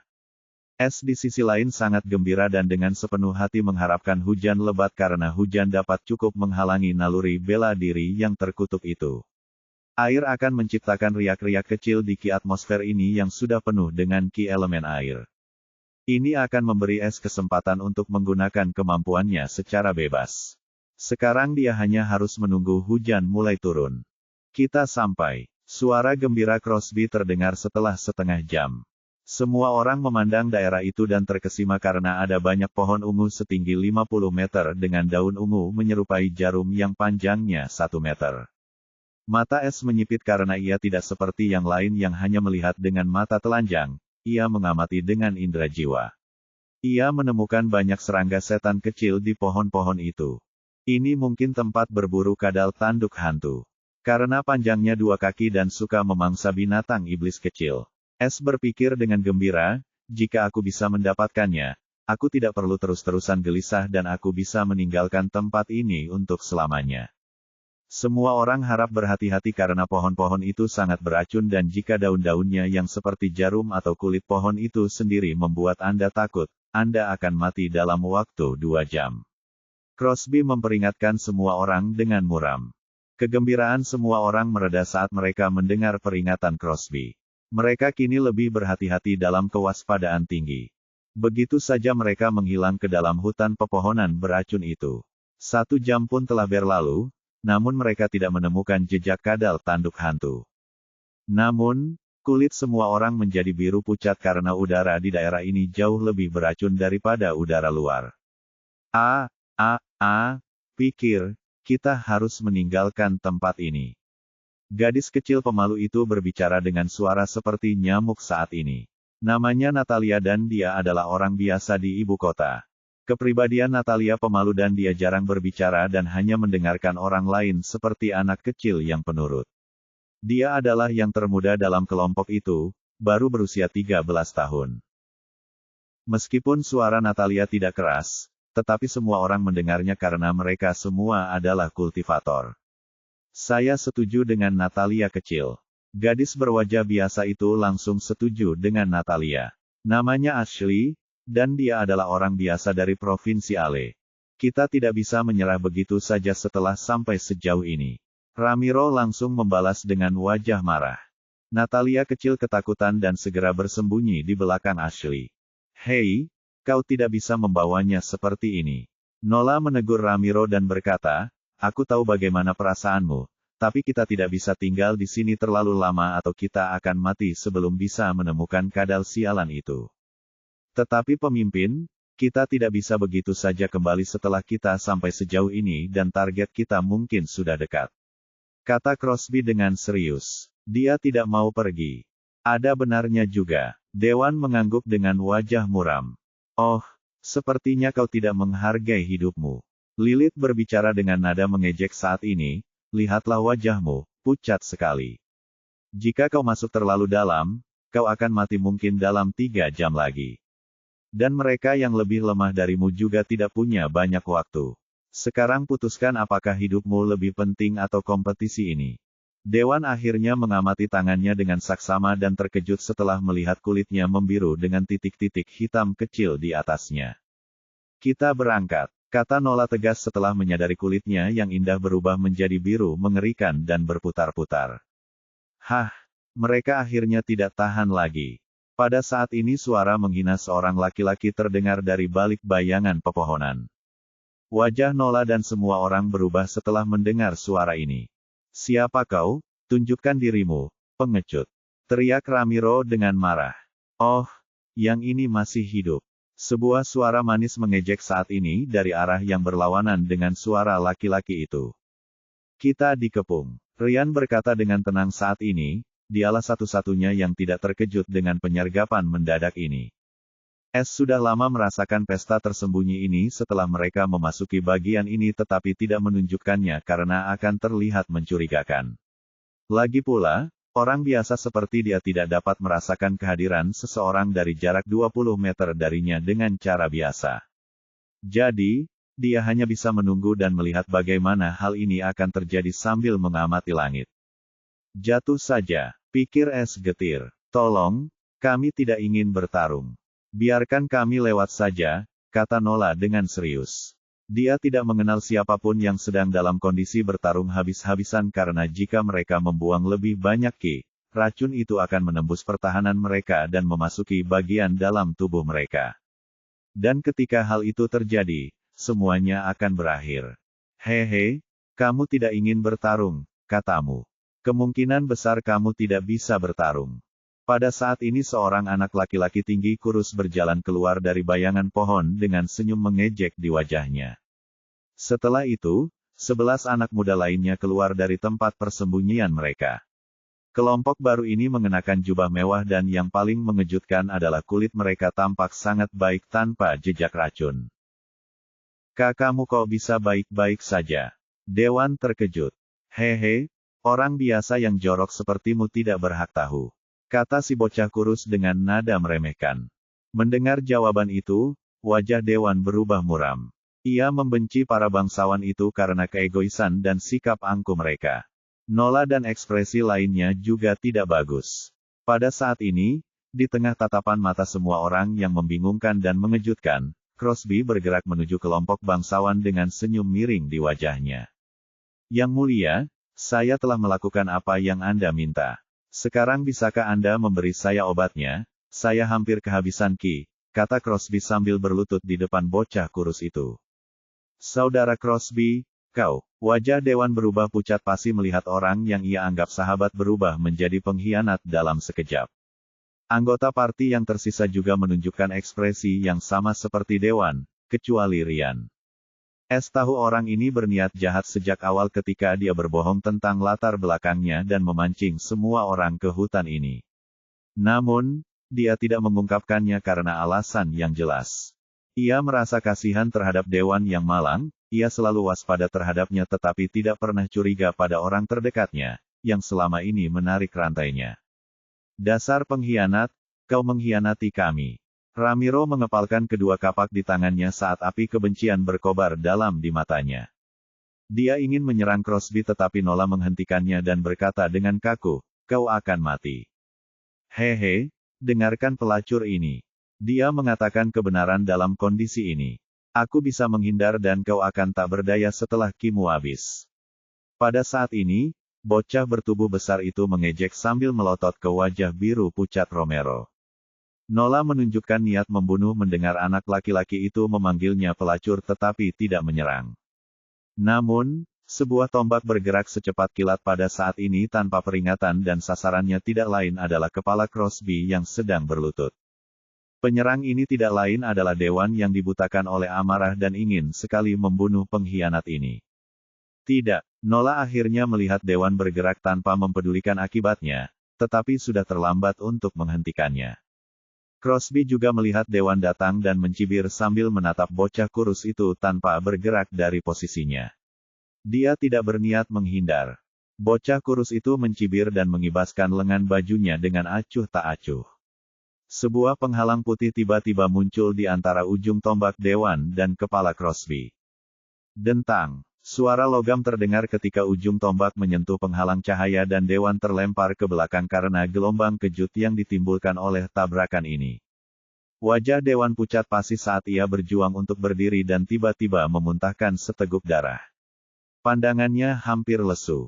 Mata menyipit setelah melihat penghalang cahaya ini dan berpikir serius. Harta karun penghalang susunan.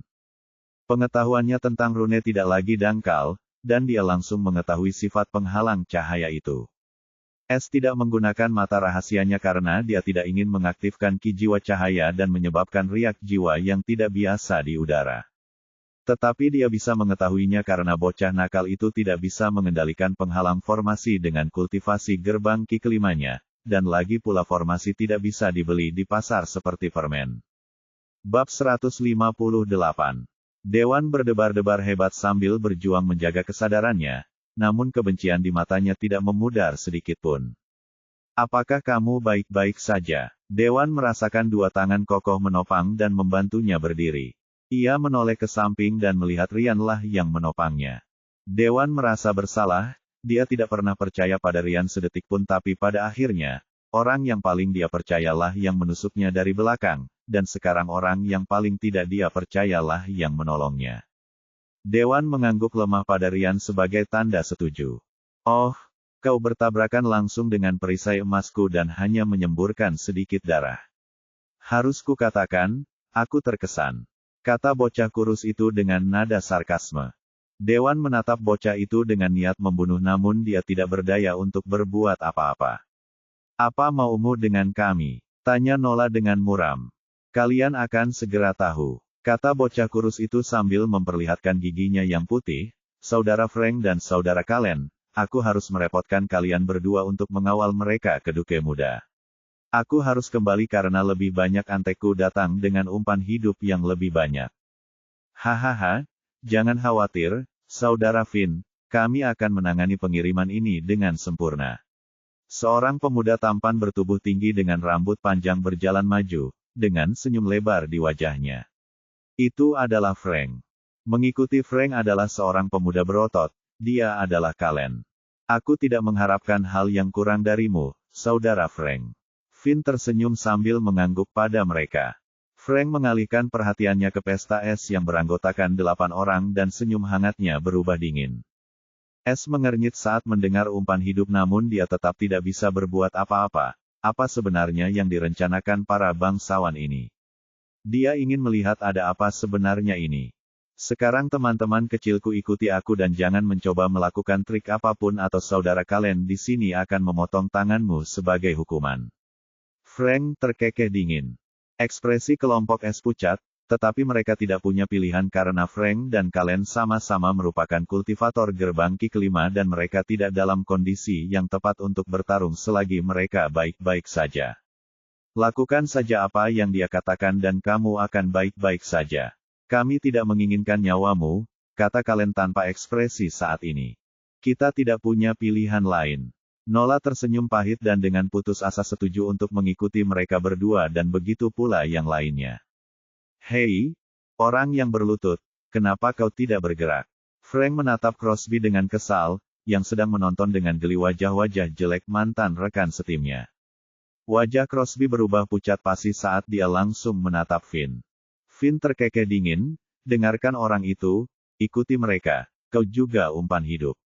Aku tidak menyelamatkanmu dengan sia-sia, anggap saja aku membalas budi. Tuhanku, kumohon jangan lakukan ini. Aku selalu setia padamu. Crosby langsung memohon. Jangan main-main atau kau tidak mau tanganmu. Frank berkata dengan dingin. Crosby gemetar dan segera bergabung kembali dengan mantan timnya lagi dengan wajah jelek setelah mendengar Frank karena dia tahu orang ini akan melakukan apa yang dikatakannya. Finn bahkan tidak bergeming melihat ekspresi Crosby yang memohon dan berkata sebelum pergi sambil melambaikan tangannya, aku akan serahkan semuanya pada saudara Frank. Pergilah dengan damai. Frank terkekeh. Nola dan semua orang menatap Crosby dengan mata penuh kebencian dan niat membunuh. Kau menuai apa yang kau tanam, ya. Lilith berkata dingin dengan niat membunuh. Kalau saja Nola tidak menggenggam tangannya, dia ingin menusuk bajingan pengkhianat ini. Wajah Crosby seperti akan menangis setiap saat, dia terlempar begitu saja ke dalam kawanan singa yang terluka. Jadi, dia cepat-cepat mengubah posisinya dan mulai berjalan mendekati Kalen. Frank memimpin jalan dan yang membuat Nola dan 8 orang lainnya kecewa adalah mereka kembali bergerak jauh di dalam hutan beracun ini. Yang mulia, kita akan mati dalam 2 jam jika terus bergerak di hutan ini. Kata Crosby dengan nada memohon. Diam, semakin banyak racun yang ditampung anakmu, semakin baik. Frank mengerucutkan bibirnya. Bisakah kau memberi tahu kami apa umpan hidup ini? Tanya Ryan dengan tenang saat ini. Frank melirik dingin ke arah wajah Ryan yang kotor dan berkata, jelek sekali kamu terlihat sangat tenang dibandingkan orang lain, kenapa begitu? Kepanikan akan mempercepat proses keracunan, lagi pula aku tidak bisa lari darimu. Jawab Ryan acuh tak acuh. Frank tidak dapat menahan diri untuk tidak melirik lagi ke arah mata Ryan yang tenang dan sedikit terkejut. Dia tidak menemukan sedikit pun rasa takut di mata itu. Semua orang dalam kelompok itu juga tercengang mendengar kata-kata Ryan dan segera mencoba menenangkan diri. Hahaha, menarik, sangat menarik. Kau tahu, aku menyukaimu. Bagaimana kalau kau berjanji setia padaku dan aku akan membiarkanmu hidup? Kata Frank sambil tersenyum. Kalen mengerutkan kening dan berkata dengan dingin, hentikan omong kosongmu, atau aku harus melaporkan ini kepada Duke Muda. Cek, kamu nggak asyik. Kak Kalen. Frank terkekeh sambil menatap Kalen dengan pandangan muram.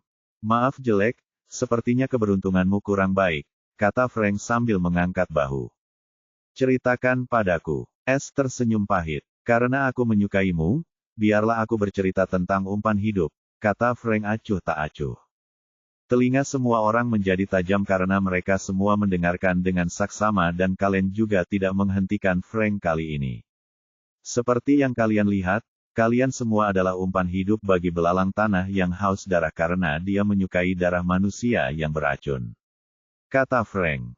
Kamu tidak sedang membicarakan serangga yang memakan darah dan meletakkan telurnya di aliran darah targetnya. Pearl tiba-tiba bertanya karena wajahnya sangat pucat. Oh, gadis kecil ini tahu apa yang harus dilakukan. Ya, dia memang satu-satunya belalang tanah yang haus darah. Frank terkekeh dingin. Wajah semua orang menjadi sangat gelap. Kenapa Bloodthirsty Earth Mantis? Tanya Ryan lagi dengan tenang. Hehe, itu adalah makanan kesukaan kadal tanduk hantu. Kadal sialan itu terlalu sulit ditemukan, tetapi ia tidak dapat menahan godaan belalang tanah haus darah. kata Frank. Akhirnya mengerti rencana para bangsawan ini. Hah, kau sudah menemukan jawabannya, kan? Frank tersenyum pada Ryan yang menatapnya dengan wajar. Ya, kalian tahu tentang ujian ini sebelumnya atau kalian tidak dapat merencanakan strategi semacam ini pada saat-saat tertentu.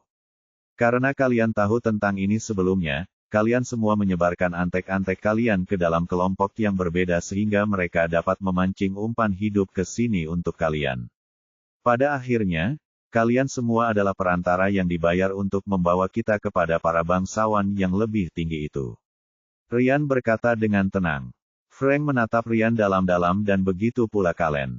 Mereka harus mengakui bahwa pikiran orang ini terlalu tajam untuk kebaikannya. Karena ia hampir menebak seluruh kebenaran dengan sedikit informasi. Nola dan yang lainnya juga tercengang setelah mendengar dugaan Ryan yang mengejutkan. Hahaha, aku harus mengakuinya. Tapi kau memang hebat dan aku ingin memberimu item budak. Ya, seseorang telah membocorkan informasi tentang ujian ini dan kita memanfaatkannya. Frank tertawa terbahak-bahak. Persaingan yang adil sudah berakhir. Ryan mengerutkan bibirnya dan tersenyum masam. Ekspresi Nola dan semuanya menegang mendengar ini. Teman jelekku, percayalah padaku, jika kau punya harga yang pantas untuk dibayar, kau bisa membeli apapun di dunia ini. Frank berkata dengan acuh tak acuh. Tidak bisa tidak setuju dengan Frank dalam hal ini. Cukup atau kau akan tahu akibatnya.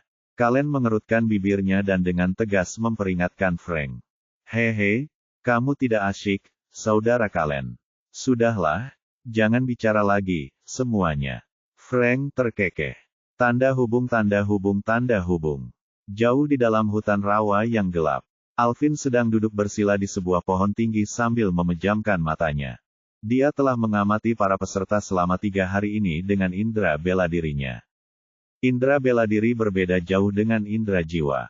Jika indera jiwa dapat merasakan emosi jiwa dan fluktuasi ki jiwa, indera bela diri dapat mendeteksi aktivitas fisik, fluktuasi ki bela diri, dan juga dapat membentuk proyeksi ki untuk kehidupan.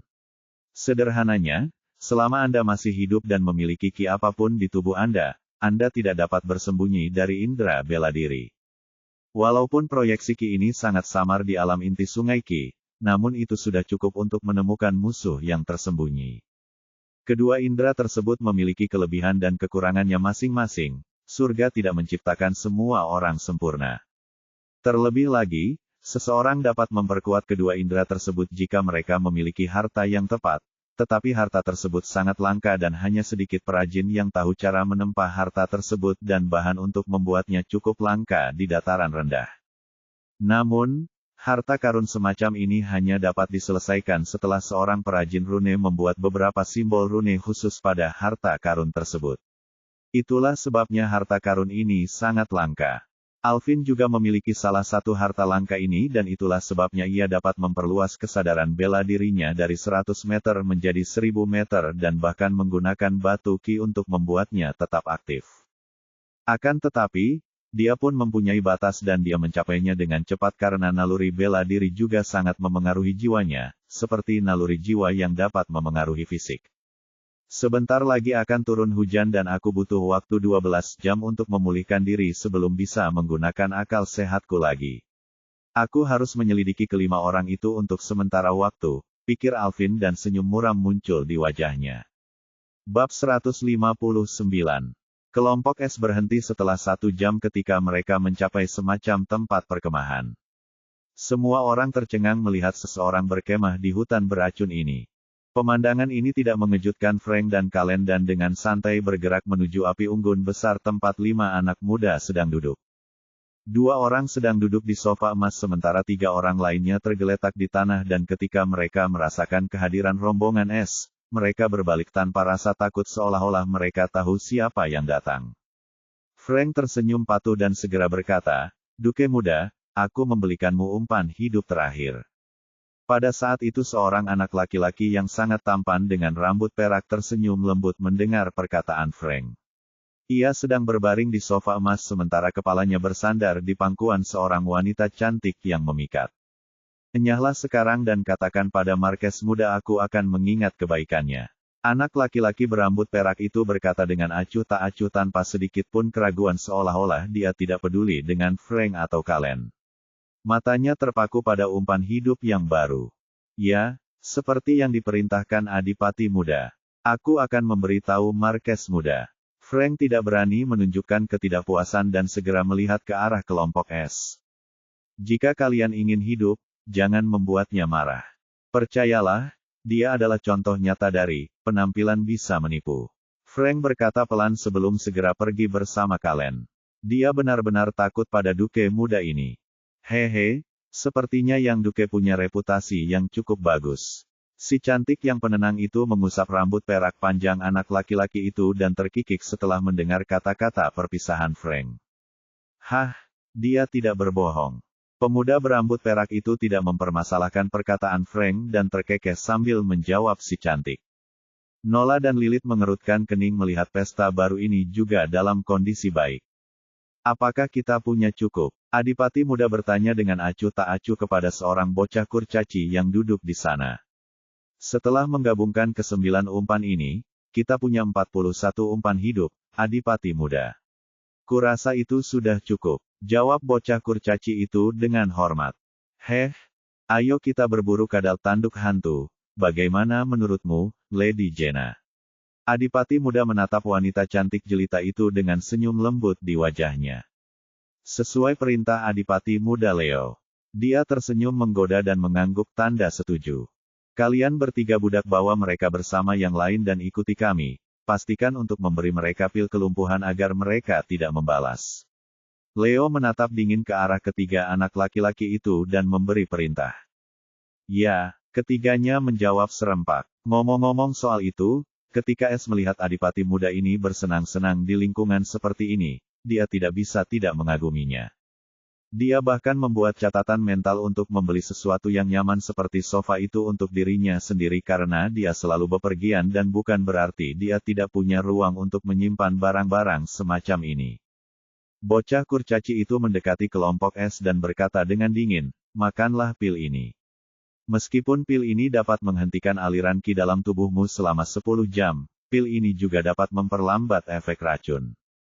Dia mengambil 9 pil ungu dari cincin penyimpanannya dan menyuruh kelompok S untuk memakannya. Lola dan Lilith ragu-ragu tetapi ketika ke-6 orang lainnya mendengar pil ini dapat memperlambat efek racun, mereka segera mengambil pil tersebut dan memasukkannya ke dalam mulut mereka. Kalian bertiga ingin mati. Seorang anak laki-laki dengan bekas luka di mata kirinya melepaskan aura puncak alam gerbang ki kelima. Ini adalah peringatan bagi Nola, Lilith, dan Ryan. Nola menelan pil itu dengan getir, begitu pula Lilith dan Ryan. Mereka tahu bahwa membalas dendam terhadap para kultivator gerbang ki kelima dari 3 puncak itu sama saja dengan bunuh diri. Mereka tidak akan bisa menang melawan Frank dan Kalen, apalagi melawan mereka bertiga, belum lagi mereka berdua yang saling menggoda di samping mereka. Es pun mengambil pil itu dan menelannya ke dalam mulutnya tanpa ragu-ragu. Tuan rumah telah mengonsumsi pil kelas rendah pil peringkat hijau. 5 EXP telah ditambahkan ke status host. EXP, 29,95 juta, 50 juta. Hanya 5 kali ini ya. Sepertinya pil tingkat hijau tidak akan berguna begitu aku mencapai tahap dasar surgawi puncak seperti pil tingkat putih. Es tersenyum pahit. Ini adalah pertama kalinya dia mendapatkan EXP setelah dia mencapai tahap tinggi dari Heavenly Foundation Building Realm. Tidak mengherankan bahwa bahkan pil peringkat hijau memberinya EXP yang sangat sedikit. Setiap kali Es mencapai alam yang lebih tinggi, hal-hal tingkat rendah yang memberinya EXP kehilangan efeknya dan ini bukanlah pertanda baik bagi Es. Karena dia membutuhkan EXP dalam jumlah besar saat mencapai tingkat kultivasi atas dan kultivasi normal terlalu lambat baginya. Es telah memperhatikan bahwa 1 menit kultivasi normal hanya dapat memberinya 1 EXP, karena mencuri ki dari surga dan menjadikannya miliknya sendiri itu sulit. Namun EXP membuat hal ini menjadi sangat mudah. Karena sistem dapat mengubah EXP ini menjadi ki surgawi dan membuat proses penyerapan hampir seperti permainan anak-anak. Sederhananya, dia bisa membeli atau mencuri pil-pil, ramuan ki, atau membunuh binatang iblis dan mendapatkan setidaknya 5 EXP, secara instan tanpa melalui proses licik dalam memproses ki surgawi ke dalam tubuhnya sendiri. Adapun pemulihan ki surgawinya, itu juga merupakan proses yang sangat misterius karena alasan tertentu. Begitu dia berhasil memproses posisi ki surgawi dan menjadikannya miliknya sendiri, dia dapat dengan mudah mengisinya kembali tanpa hambatan apapun. Dia tidak tahu misteri di baliknya karena hal itu terlalu mendalam dan dia hanya tahu semua ini ada hubungannya dengan sistem. Itulah sebabnya dia berhenti membuang-buang waktunya untuk berkultivasi secara normal sejak lama dan mengerahkan seluruh upayanya pada keterampilan dan teknik lainnya. Dengan melakukan ini dapat menggunakan waktu yang dihematnya dari kultivasi dan mengasah keterampilan mencurinya. Namun, kini mendapatkan EXP juga menjadi lebih sulit, dan ia membutuhkan pil dan bahan berkualitas tinggi yang jarang terlihat di pasaran. Itulah sebabnya ia mengarahkan pandangannya pada orang-orang Pil Flame Organization. Dan ujian ini sangat cocok baginya untuk mencapai wilayah kerajaan kelas 1 dalam waktu yang paling singkat. Akan tetapi, dia meremehkan ketiga raksasa tersebut dan kini dia berada di bawah radar seorang kultivator inti Sungai Ki yang tengah mencarinya seperti nyawanya bergantung padanya. Baik, sekarang mulai bergerak, dan jika kalian mencoba sesuatu, suara mengancam dari anak ketiga terdengar pada saat sedang merenungkan masa depannya. Kulit Dewan dan yang lainnya menjadi lebih baik setelah meminum pil tersebut. Sepertinya dia berkata jujur tentang efek penangkal racun dari pil itu, pikir Semua orang bergerak ke arah timur sambil mengikuti rombongan Leo. Setelah berjalan selama 2 jam lagi, mereka sampai di rawa air hitam lagi. Tetapi daerah sekitarnya sangat mengerikan. Bau yang kuat tercium di udara sementara sekitarnya sunyi senyap. Ketika Leo dan Jenna berhenti, semua orang melihat sekelompok besar anak muda, dan warna kulit mereka tidak lebih baik dari kelompok yang beranggotakan 9 orang, apalagi lebih buruk. Mereka adalah umpan hidup lainnya di samping mereka, mereka sedang beristirahat saat ini. Setiap dari mereka memiliki kulit biru dan tanda-tanda kehitaman yang aneh di kulit mereka, mata mereka hampir tak bernyawa.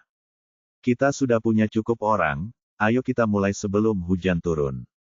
Kata bocah kurcaci itu kepada ke-12 pemuda yang tampaknya menjaga umpan hidup itu, dan mereka semua dalam kondisi sempurna. Tunggu, kita kedatangan tamu. Leo tiba-tiba berbicara dengan nada serius sambil melihat ke sisi kiri hutan. Dan disinilah aku berpikir siapa yang bisa sampai di tempat ini secepat itu. Dia memang tidak lain adalah White Ghost yang terkenal, Leo Nicholas.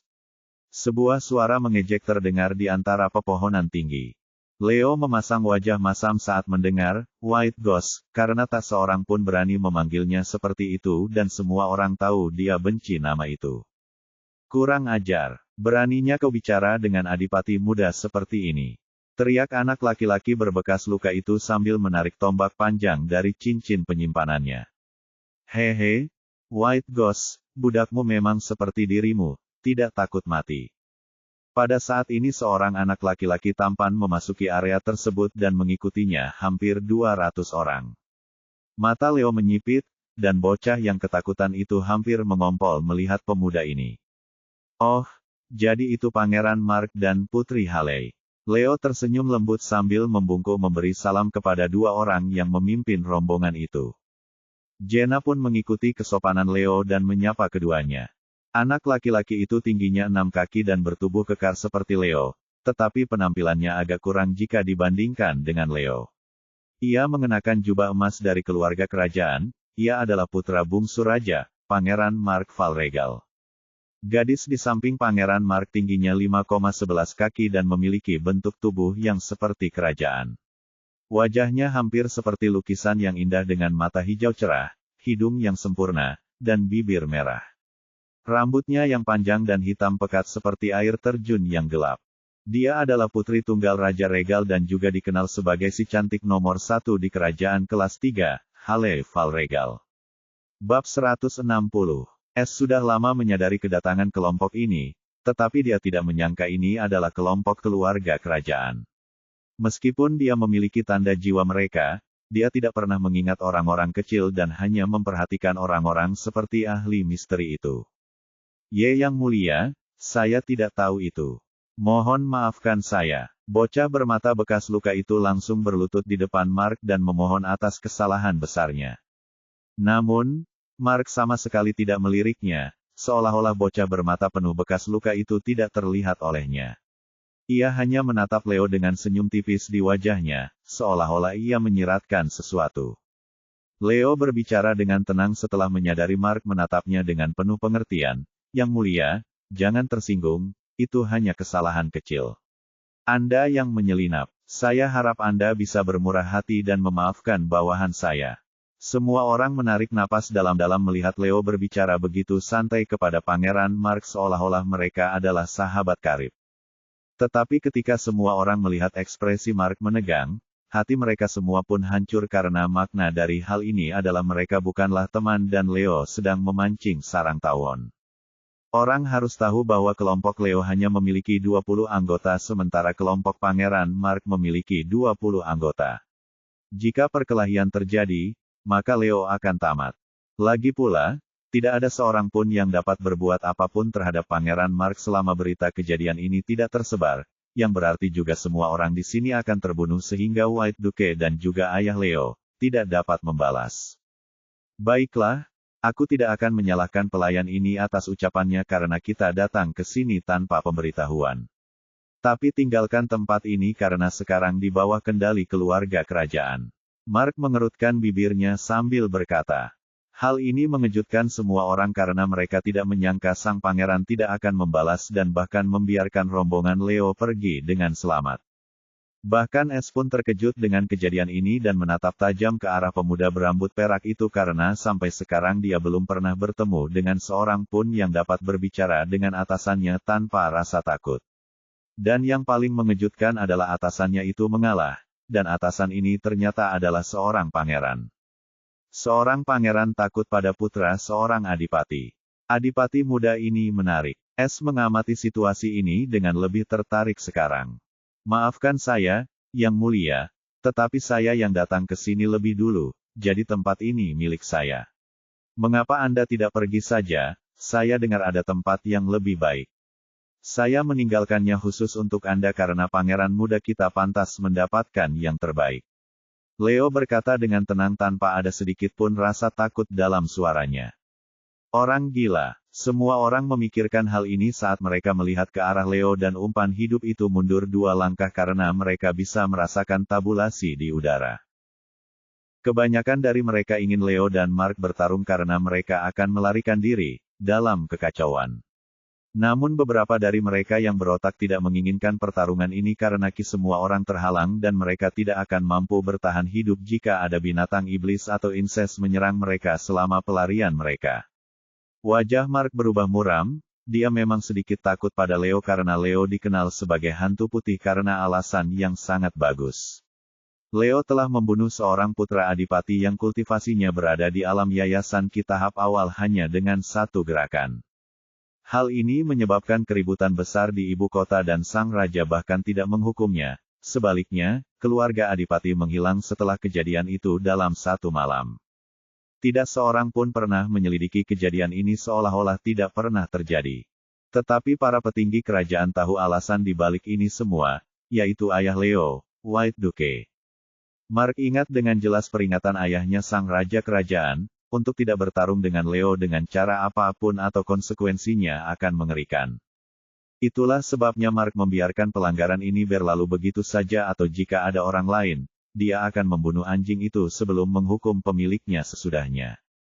Tetapi sekarang Leo memprovokasi dia di depan banyak orang tanpa kendali dan jika berita ini bocor, dia akan menjadi bahan tertawaan seluruh kerajaan. Mark hendak berkelahi dengan Leo ketika Haley yang selama ini diam saja berbicara. Bagaimana kalau kita berbagi tempat ini karena kita semua ada di sini? Suaranya sangat enak didengar. Leo menatap Haley dan kilatan aneh melintas di matanya. Saya tidak keberatan dengan usulan Yang Mulia Putri, kata Leo dengan acuh tak acuh. Mark mengerutkan kening dan menatap adik perempuannya dengan mata tidak senang. Ia tidak suka jika ada orang yang memutuskan untuknya. Saudara kerajaan, kita membutuhkan semua personel yang kita miliki. Apakah Anda lupa dari laporan? ada binatang iblis tahap dasar ki awal di sini. Haley berkata tanpa ekspresi kepada saudara kerajaannya. Suaranya tidak keras tetapi semua orang mendengarnya dengan jelas dan wajah mereka menjadi gelap mendengar informasi serius ini. Hanya Leo yang tidak terpengaruh dengan berita ini karena dia sudah mengetahuinya tetapi tampaknya dia tidak takut. Ayo kita bertarung dengan mereka, kalau monster iblis yang kuat itu muncul, kita hanya akan jadi sasaran empuk. Teriak seseorang dari kelompok umpan hidup Mark. Diamlah, apa kau pikir kita bisa bertarung dengan para bangsawan yang sangat hebat itu? Jika kau ingin mati, maka matilah sendiri. Orang kedua membalas dengan serius. Pada saat ini seorang bawahan Mark bergerak dan tanpa peringatan memotong kepala orang yang berbicara pertama. Orang itu memang racun, jadi dia tidak membalas. Setelah orang itu terbunuh, tidak ada seorang pun yang bernapas dengan berat karena mereka takut akan nasib yang sama. Jangan ikut campur di antara para bangsawan. Dia menatap umpan hidup itu dengan dingin dan memperingatkan mereka. Setiap umpan hidup yang mempunyai pemikiran yang sama dengan orang pertama itu segera membuangnya karena mustahil untuk melarikan diri dari orang-orang tersebut. Mark tidak peduli dengan keributan kecil ini karena seluruh perhatiannya tertuju pada Leo yang kini menatap Haley dengan tatapan mesum. Adapun Jenna, dia tidak pernah berbicara sedikit pun dan dengan tenang mengamati situasi. Dia cantik tetapi dibandingkan dengan Haley, dia berbeda antara bumi dan langit. Meskipun dia memiliki hubungan yang dekat dengan Leo, dia tahu Leo dikenal karena kelemahannya terhadap wanita cantik dan dia juga menggunakan kelemahan ini untuk lulus ujian ini. Jadi, tidak masalah baginya jika Leo memiliki lebih dari satu wanita cantik di sisinya selama Leo tidak melupakannya. Tetapi bahkan Jen harus mengakui bahwa menyerang langsung Putri Haley sama saja dengan mencari kematian. Muka Mark jadi jelek sekali ketika melihat Leo begitu kurang ajar menatap adiknya seperti itu, di hadapannya. Aku akan membunuhnya saat aku mendapat kesempatan. Mark bersumpah dan dengan paksa menyembunyikan niat membunuhnya sebelum berkata, "Baiklah, kita akan bekerja sama. Tapi aku ingin tangkapan pertama kadal tanduk hantu." Mark mengerutkan bibirnya. "Bagaimana kalau kita bagi sama rata?" kata Leo dengan tenang. "Baiklah." Haley lah yang menyetujuinya sebelum Mark sempat mengatakan apapun. Mark menatap kakaknya dengan kesal dan berkata dengan kasar, "Jangan campuri keputusanku lagi." Namun Haley tidak mengatakan apapun dan hanya mengangguk kecil seolah dia tidak peduli dengan perasaan saudaranya. Wajah Mark menjadi gelap melihat Haley sama sekali mengabaikannya, tetapi dia tidak bisa berbuat apa-apa selain menunggu saat mereka sendirian sebelum mendidik saudara perempuannya secara pribadi. Kita akan membagi hasil tangkapan menjadi 70/30. Terima atau tidak? Mark berkata dingin sambil menatap Leo. Leo menatap Haley dalam-dalam sebelum menjawab usulan Mark, "Aku setuju. Karena Pangeran Mark memiliki lebih banyak orang, wajar saja jika kamu mengambil bagian terbesar dari hasil tangkapan. Kalau begitu, mari kita mulai sebelum hujan atau metode ini tidak akan efektif." Seorang anak laki-laki dengan penampilan seperti sarjana berkata. Dia ada di pesta Mark. Dia hanya berbicara setelah aliansi terbentuk. "Lalu apa yang kau tunggu? Pimpin mereka," kata Mark dingin. Anak terpelajar itu cepat-cepat mengangguk. Ia tahu Mark sedang tidak dalam suasana hati yang baik dan ia tak mau menjadi sasaran tinjunya. "Yang mulia, dan Adipati Muda, mohon berlindung dan tinggalkan umpan hidup ini," ucap pemuda terpelajar itu dengan muram. Leo hanya mengangguk dan mencari tempat berlindung bersama Jen dan anak buahnya yang meninggalkan 41 umpan hidup. Kelompok Mark melakukan hal yang sama dan meninggalkan tempat yang kosong itu. Setelah semua orang pergi, hanya bocah sarjana dan bocah yang memenggal kepala orang tersebut yang tersisa dengan 221 umpan hidup. Kelompok umpan hidup itu pucat kebiruan karena waktunya telah tiba, tetapi mereka tidak dapat berbuat apa-apa meskipun jumlahnya banyak. Para bangsawan ini telah memainkan kartu mereka dengan baik dan hanya mendekati mereka setelah mereka berada dalam kondisi terlemah dan mereka tidak punya pilihan selain menelan pil itu. Sekarang mereka hanya bisa berdoa, mereka hanya mengambil sebagian darahnya dan membiarkan mereka pergi sesudahnya. Mulai. Anak terpelajar itu menatap anak laki-laki di sebelahnya dan menganggukkan kepalanya dengan muram. Anak lelaki itu tersenyum bagaikan seorang pencabik yang ganas dan tanpa peringatan apapun ia menebaskan raptornya secara vertikal bagaikan kilat ke arah tenggorokan 10 umpan hidup yang berdiri di hadapannya.